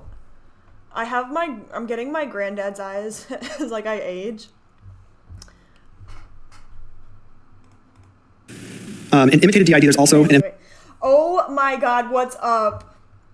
Fam. Do you think it's a good idea for me to be, like, do you think I should take this live down? Because, like, I don't want to spread, like, you know? Like, I don't want to spread this around at all. Wait. Hey y'all, switching is dependent on triggers. Some people have triggers more than others, and therefore switch more. This seminar is absurdly unscientific. It's just like, first of all, is it not unprofessional to post actual people? Because like I say, like, did you even check if these people are diagnosed or not? Because I'm pretty sure a few of them are, like, professionally diagnosed. But, wait.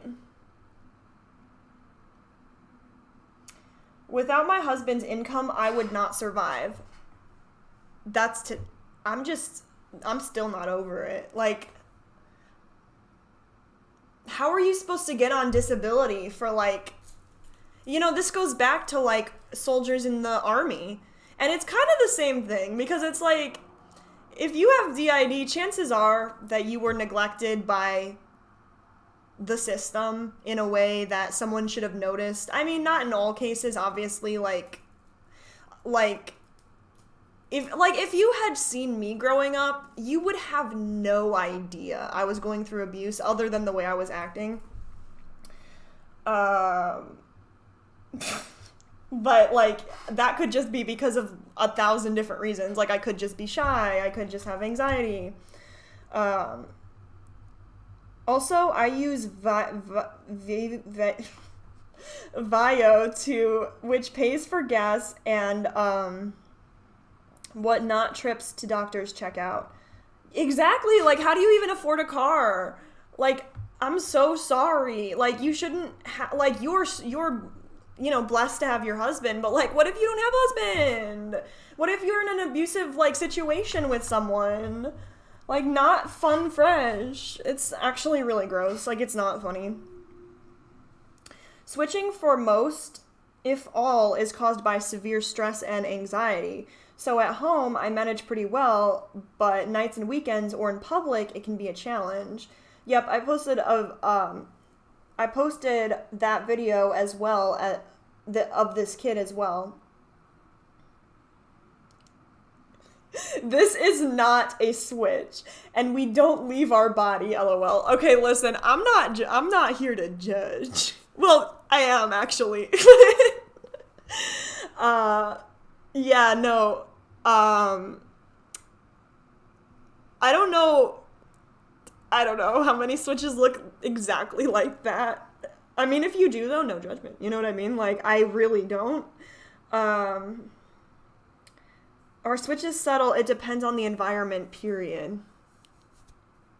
Right, like, I'm not trying to say anything. All I'm trying to say is that, like, not only, like, your brain knows things, and it knows when things are just based on who you are as a human. It knows when you are in what you feel as a threat or danger, you know? And so, by proxy, I think is the word, like, your alters and your switching and everything about you will change. Well, not your alters won't change, but, like, maybe the way that they act, I don't know. Emphasis on an elaboration of self states and parts. We see people creating very creative and elaborate examples of their parts. Similarly to the way that I mask. I'll show an example of that in a second. But imitative presentations also typically lack complex comorbid problems that we are... No, I feel like I come off as such a bitch in public. I'm, like, so nice. Like, I'm too nice. Like, it's like kind of as in like an anti-nice. Because it's like you're obviously faking and being nice. This is an embarrassment for McLean. Oh my god! I can't believe this. Should we like do something?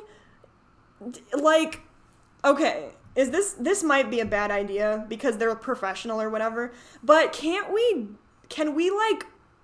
I like make a copy paste formatted letter in my description or something, and people can copy it and paste it and email it to the, like, is there something, or should we just like leave it? Or could we do like a petition? I don't know. I really doubt it, but it's like, it's just not right.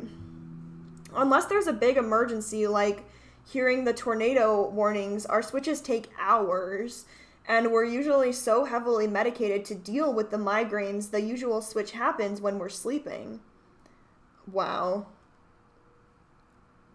I mean, yeah, that's insane. It's like so different. Exactly. This doctor is describing masked DID, not unmasked. Like, that's what I'm trying to say. Like, that was my whole thing, is like, listen, I don't feel comfortable in front of psychiatrists. I'm sure you and your alters don't either. Like, obviously, they're gonna do whatever. Like, they could mask, or they could try to present the DID the way that he thinks it should be, so that they can be seen as whatever, as true. Yes, I hate tornado sirens or loud noises. I switch for them too. That's terrible. I wrote to the head of their department. Everyone should send them letters. Like letters? Because I would be down. You know what I mean? Wait, I don't know who Colin Ross is, you guys. I like Colin Ross's work as he helped us with his institute and his specialists. Colin Ross is okay. My friend was in his facility years ago. You're commonly seeing in DID, and we don't see a lot of conflict or confusion about reporting trauma history or symptoms. Honestly, like, I appreciate what he's saying here because it's true, but like, obviously not for like every single system on the internet. Like, it's just such a huge blanket statement, you know what I mean? So in this video, just an example. Like, I'm sure y'all's therapist has said this to you before. Don't have black and white thinking. Like, don't say never and don't say always. You know what I mean? I'm sure y'all heard this before. It's so annoying, but it's true. Someone who's developed a really creative, elaborate way of showing their parts or alters. Wait, let me get my face. Maybe I could, I'll just move my face. So professional. If you wanna run away with me, I know a galaxy and I can take you for a ride. I had a premonition that we fell into a rhythm where the music don't stop for life. Glitter in the sky, glitter in my eyes, shining just the way you like. I guarantee you this is gonna get copyright claimed. If you're feeling like you need a little bit of company, you met me at the perfect time. You want me, I want you, baby, my sugar boo. I'm gonna cut that a little short, just being mindful of time, so you kind of get the idea. And I want to show one more video and wrap up before taking some questions. If it's pink sugar fairies, I'm gonna throw hands. In this video, there's the couple you saw before, but they're playing a game of Guess Who to find out what part or alter is fronting. And I share this example to show, again, the very uncharacteristic way that people with imitated DID have awareness of their parts or self states and little conflict or distress about the process of having parts and switching.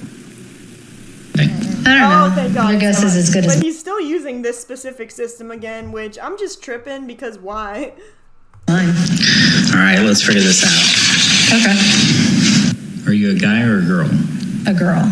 Okay. Okay. Wait. Feel about what you're wearing.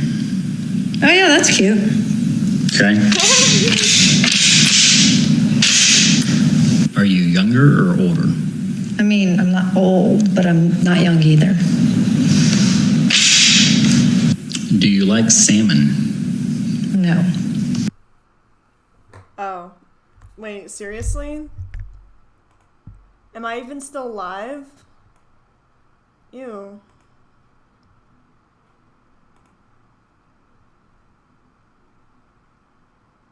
Excellent connection. Tell me they privated it. That would be lit. I mean, I'm not old, but I'm not young either. Do you like salmon? No. Ew, why are you pausing? Well, that's not cute. Wait, let me see if I'm even still live.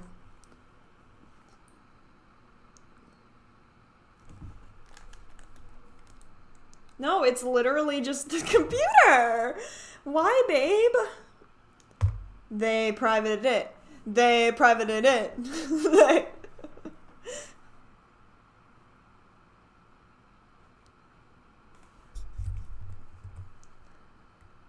I was gonna react to Michelle McDaniel. I still plan to do that in the future.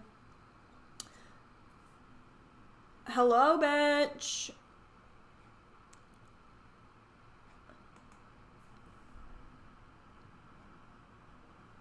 Imitated DID, there's also an emphasis on an elaboration of self-state. Salmon.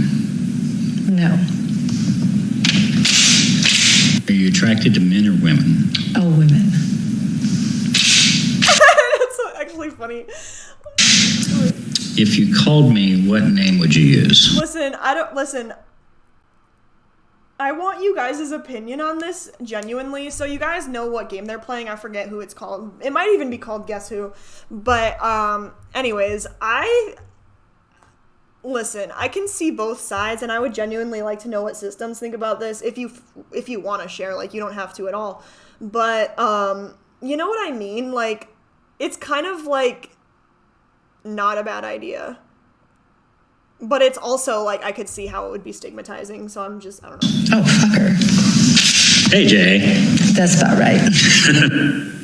So again, a very game-like way of presenting symptoms that would be quite distressing in genuine DID.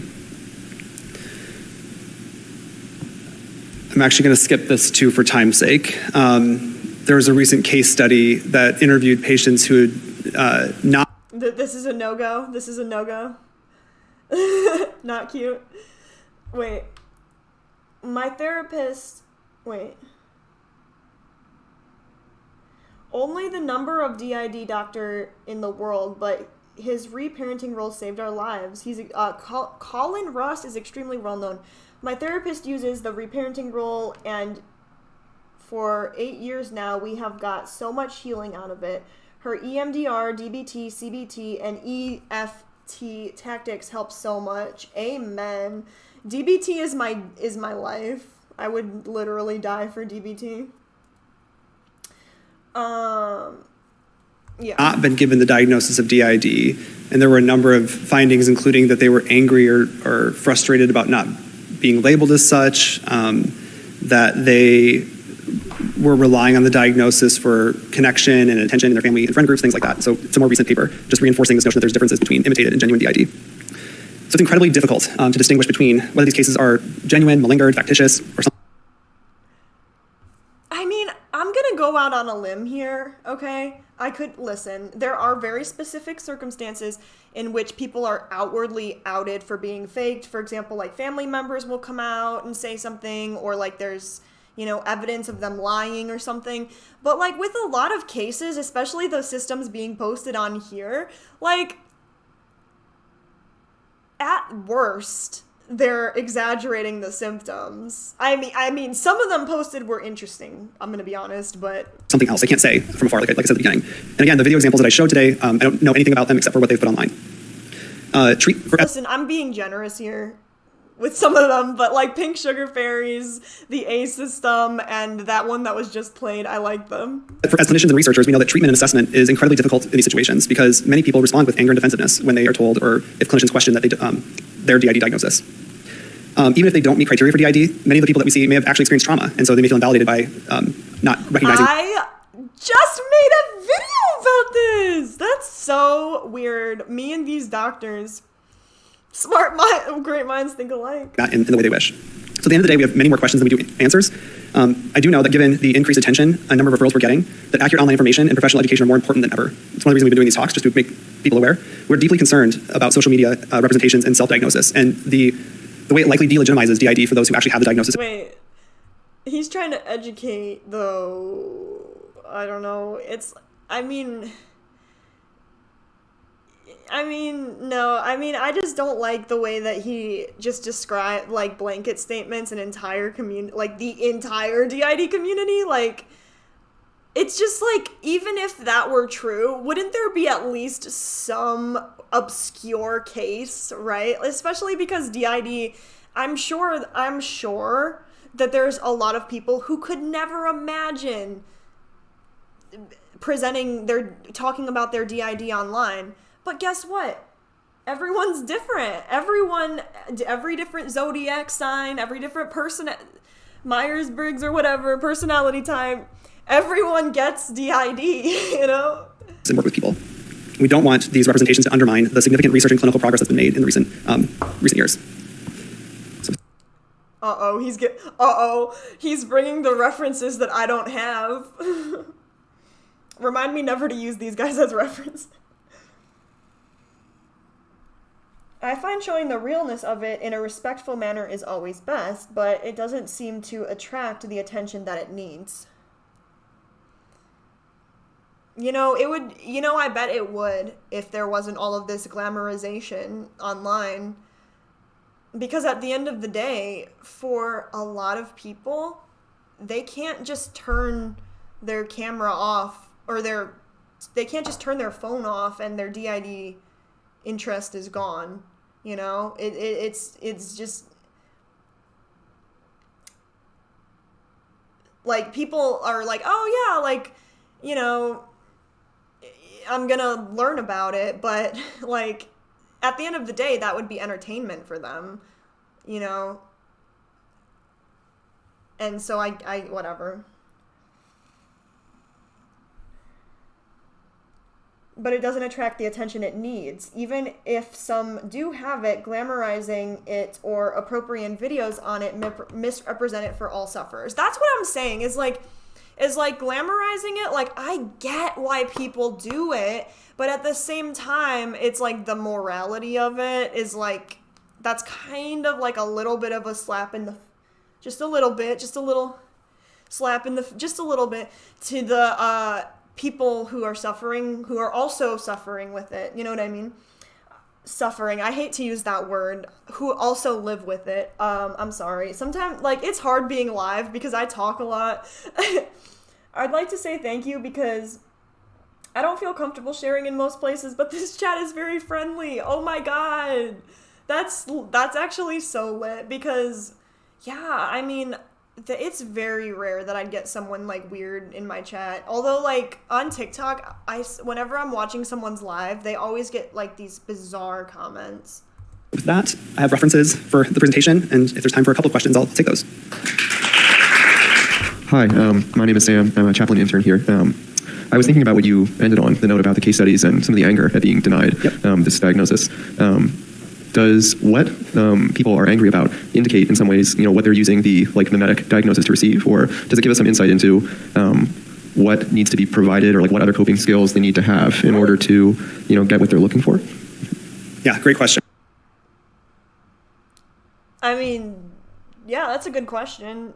And what you said is exactly right, that for patients that we see who receive a genuine DID diagnosis, they are not excited about that. They'd actually be relieved if we told them that they didn't have DID and it was something else. We haven't seen enough. I mean, yeah, in most cases, I'm sure that's the case, but in other cases, I've heard people are lit, finally, this whole time I've been thinking I had something else and it's been ruining my life, and now I can finally get help for it. So I see the alternative.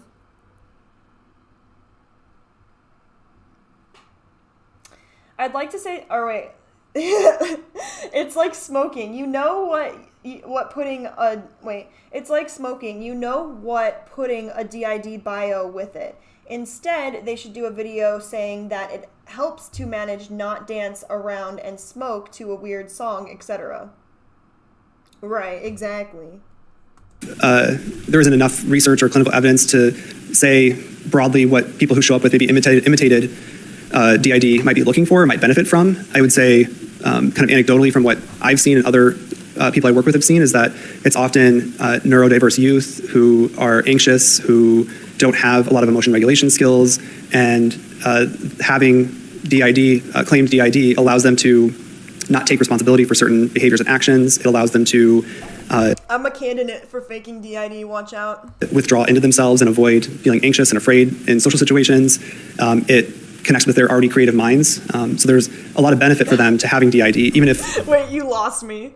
we know that that's not likely what's actually going on for them, and that they benefit from something like DBT skills or some treatment for anxiety and social anxiety. I love social anxiety management. Thanks so much for just a really quite remarkable presentation, and just also Did you guys hear that? so bringing this forward for people who are not aware that this is happening on social media. And it definitely is a lot of food for thought in terms of what is happening right now for a whole range of people. And to build off of the previous question, for people who are experts in trauma, such as yourself and others within the programs, it does seem to me that it may be that you wind up having another population that is going to also need treatment. Mm-hmm. You have the population, as you say, where you're, who meet the criteria for DID as we understand it, and have had the types of serious early childhood maltreatment. Well, yeah, but all I'm trying to say, dude, is first of all, just because someone is exaggerating their symptoms online doesn't mean they're faking. And second of all,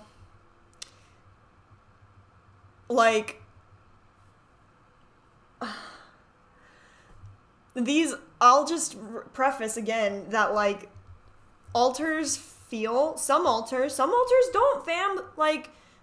It depends on the system and the alter, but they will be comfortable on camera because guess what, fam?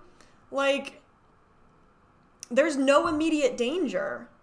Yeah, maybe you can get hate comments once it's uploaded, but that's not what's going on in your mind when you're filming the video. I mean, sometimes it can be, but yeah. But it sounds like there's now another population that's expanding and growing, to your point, that may be diverse in terms of what the motivating factors could be, including some form of trauma, and how now we consider how to actually approach, diagnose, and treat those individuals so that they can have, more successful function. So I don't know how you all are thinking about that, just given that you're already pretty stretched with what you're trying to accomplish. But I just wonder how you're considering that. Yeah. Well, I mean, we're getting requests all the time. And so, I mean, at this phase, it's conversations that we're having with each other and kind of wondering out loud what to do. It's a bit of a minefield, given the existing controversy about DID. And then the online community is actually very intent on not having that identity taken away or questioned. So we did this presentation 4.5 months ago, and we actually had a bunch of people online make comments about the presentation, and they're quite frustrated and angry with the fact that we were questioning the validity. So a roundabout way of saying, I think people even with a trauma history that are presenting in this way with imitated... Wait, so he, obviously, I'm sure that, if fakers were to see this video, they'd get mad, but, also, dude, for so many people with DID to come at you and be like, this is not true, you're no, we need to make a presentation about why it is true and disable the comments.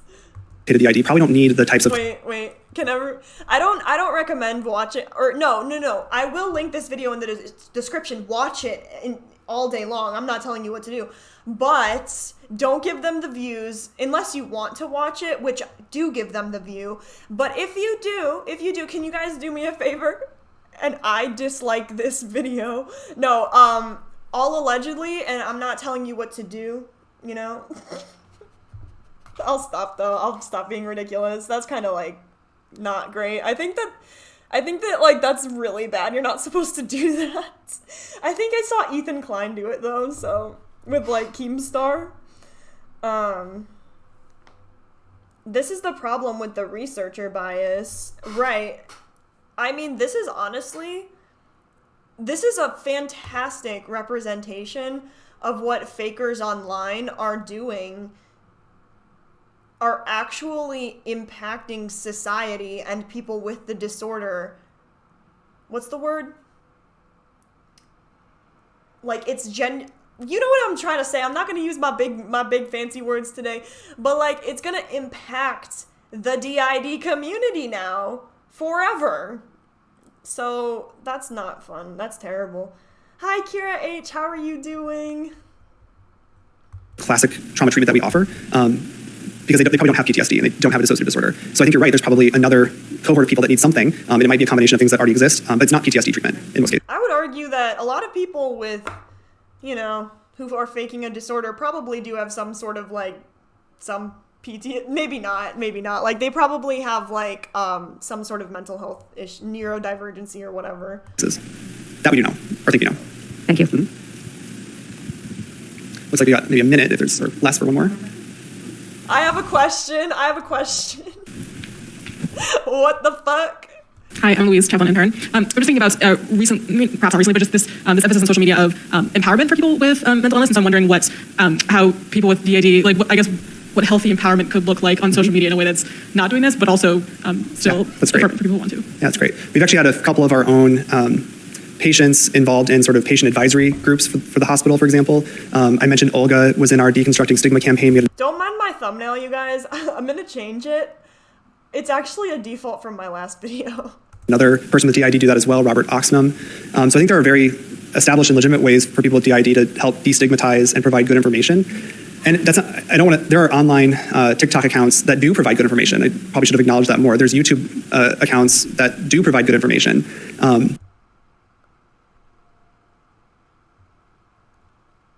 What the fuck? So there is a space for that, and we do want people to be talking about and have awareness. You just said that people with DID don't post online. Wait, I'm tripping. It's about DID. It's about, I think, doing it responsibly. And for our patients with DID... No, I agree with that. It's too distressing to have to sift through, like we can, like some other people can, to say, that's probably not credible, that is credible. They're so anxious, afraid, and overwhelmed at baseline that you know, much online content is just unhelpful. Yeah. Thank you so much. Oh, it's over. And we can't read the comments because, oh, thank God it's over. That was the longest hour of my life. Oh my God. Never again. No. I'm actually like very grossed out by that video. Like, you know what I mean? It's like, if you go on my YouTube channel, you know, you see I have videos about fake disorder cringe, and that there are an absurd amount of people faking specifically dissociative identity disorder, along with many, but like with dissociative identity disorder. And like, I'm gonna be the first person to put my hand up that, yeah, I do think that but my thing is I don't want to call out anyone specific, because it's like I said, how do you know? Like, even if you see what in your head is the most fake thing ever, like, I don't know, it's hard, it's tricky. I'm gonna stop. Yes, follow DID Hatchery. I adore their videos, are so educational.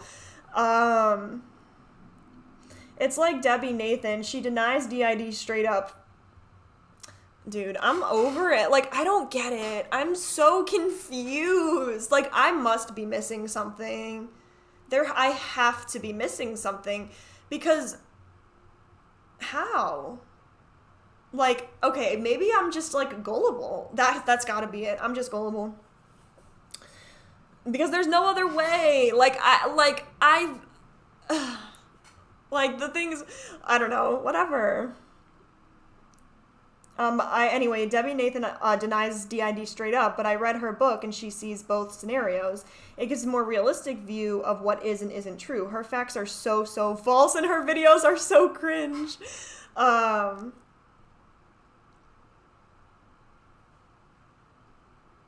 Yeah, so this doctor was not the brightest bulb. Listen, it's not, listen, there's street smart and there's book smart. And you know what? Listen, I'm not necessarily street smart, but if I had to choose one, it would have to be street smart because book smart not there. But this guy, he seems very book smart, you know what I mean? Street smart, you know, it's okay.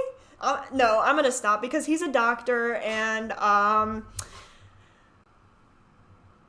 don't know. But yeah, I guess that's it, you guys. Thank you. First of all, thank you so much to you guys who are like hanging out this whole time. Like, it literally makes my day. Like no pressure though. You know what I mean? Like, it's all like optional. But yeah, I appreciate you guys being live with me. It's so fun. And I hope everyone has a good day. Make sure to give the video a thumbs up, subscribe, turn the bell on if you're feeling risky. Maybe check the comment. I don't know, maybe not, but like I might like post something about how we can help this situation. And make sure to become a member. It starts at 99 cents. You get early access to my videos. You get to pick my videos and many more other perks. I want to apologize to, oh wait, I wanted to show you guys something, but I wanted to apologize, because I didn't, for this latest video I uploaded, I didn't upload it early for the members, and I did not forget. It was just really hard to upload because my computer has terrible storage. So I uploaded it once and it wouldn't let me upload it again. I tried like 10 times, I swear. So I'm gonna make it up to you guys though. But I did want to show you this. It's very unrelated to the situation, but I found my old YouTube channel. This is like my old YouTube channel though. Oh, I guess I'm not like connected to the internet. For some reason.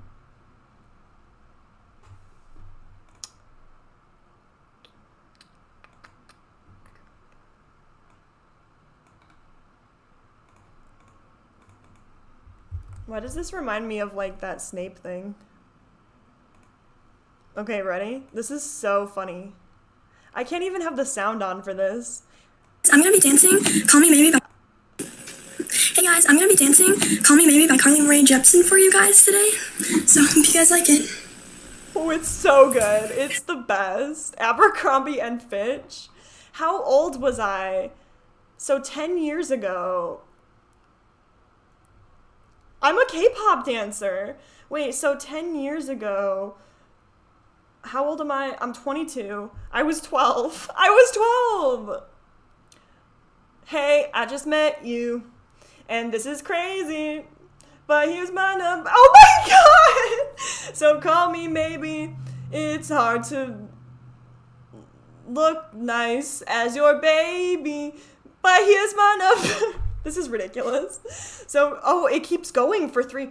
It's ever since you came into my life, I missed you so bad. Thank you guys so much for sticking around. This is the most important part. You are adorable. Aw, such a cute kid. Reminds me of my kids. Yeah, that's what I'm trying to say. Like, listen, being 13 is hard.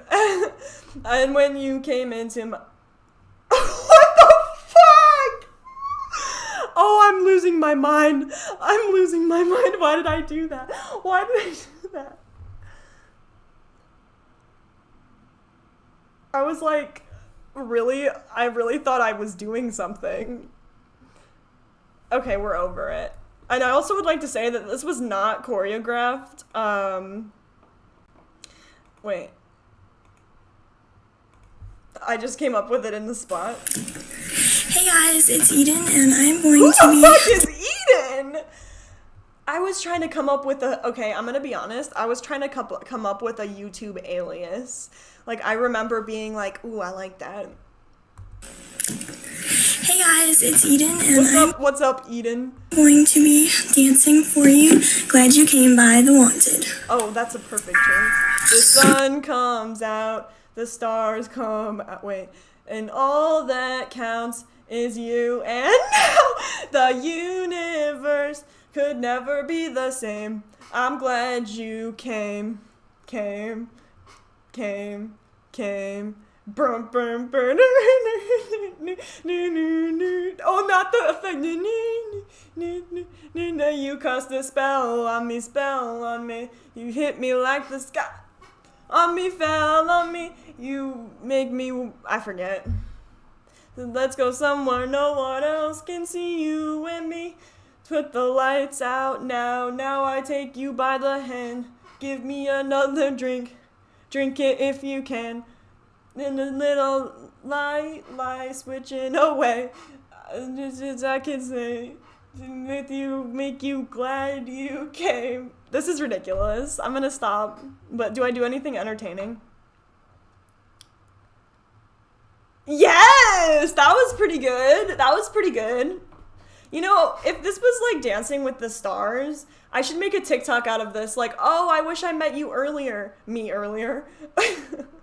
No, I have an entire like second channel that, hold on, I'm not gonna look at these videos today because it's too much, but yeah, this is my other channel.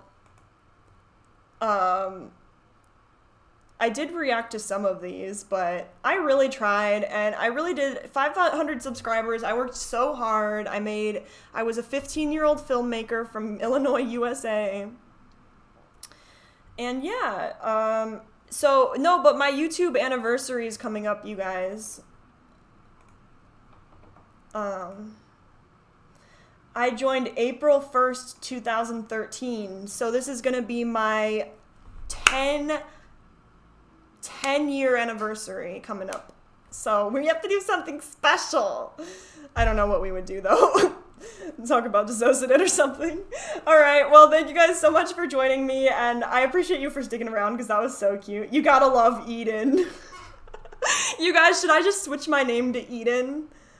You guys, it was never Michelle, so just cut that part out. Hey guys, dub it and see if you can still do the moves, girl. Please no, but that would be so fun. But yeah, have a good day, you guys. Bye. Peace.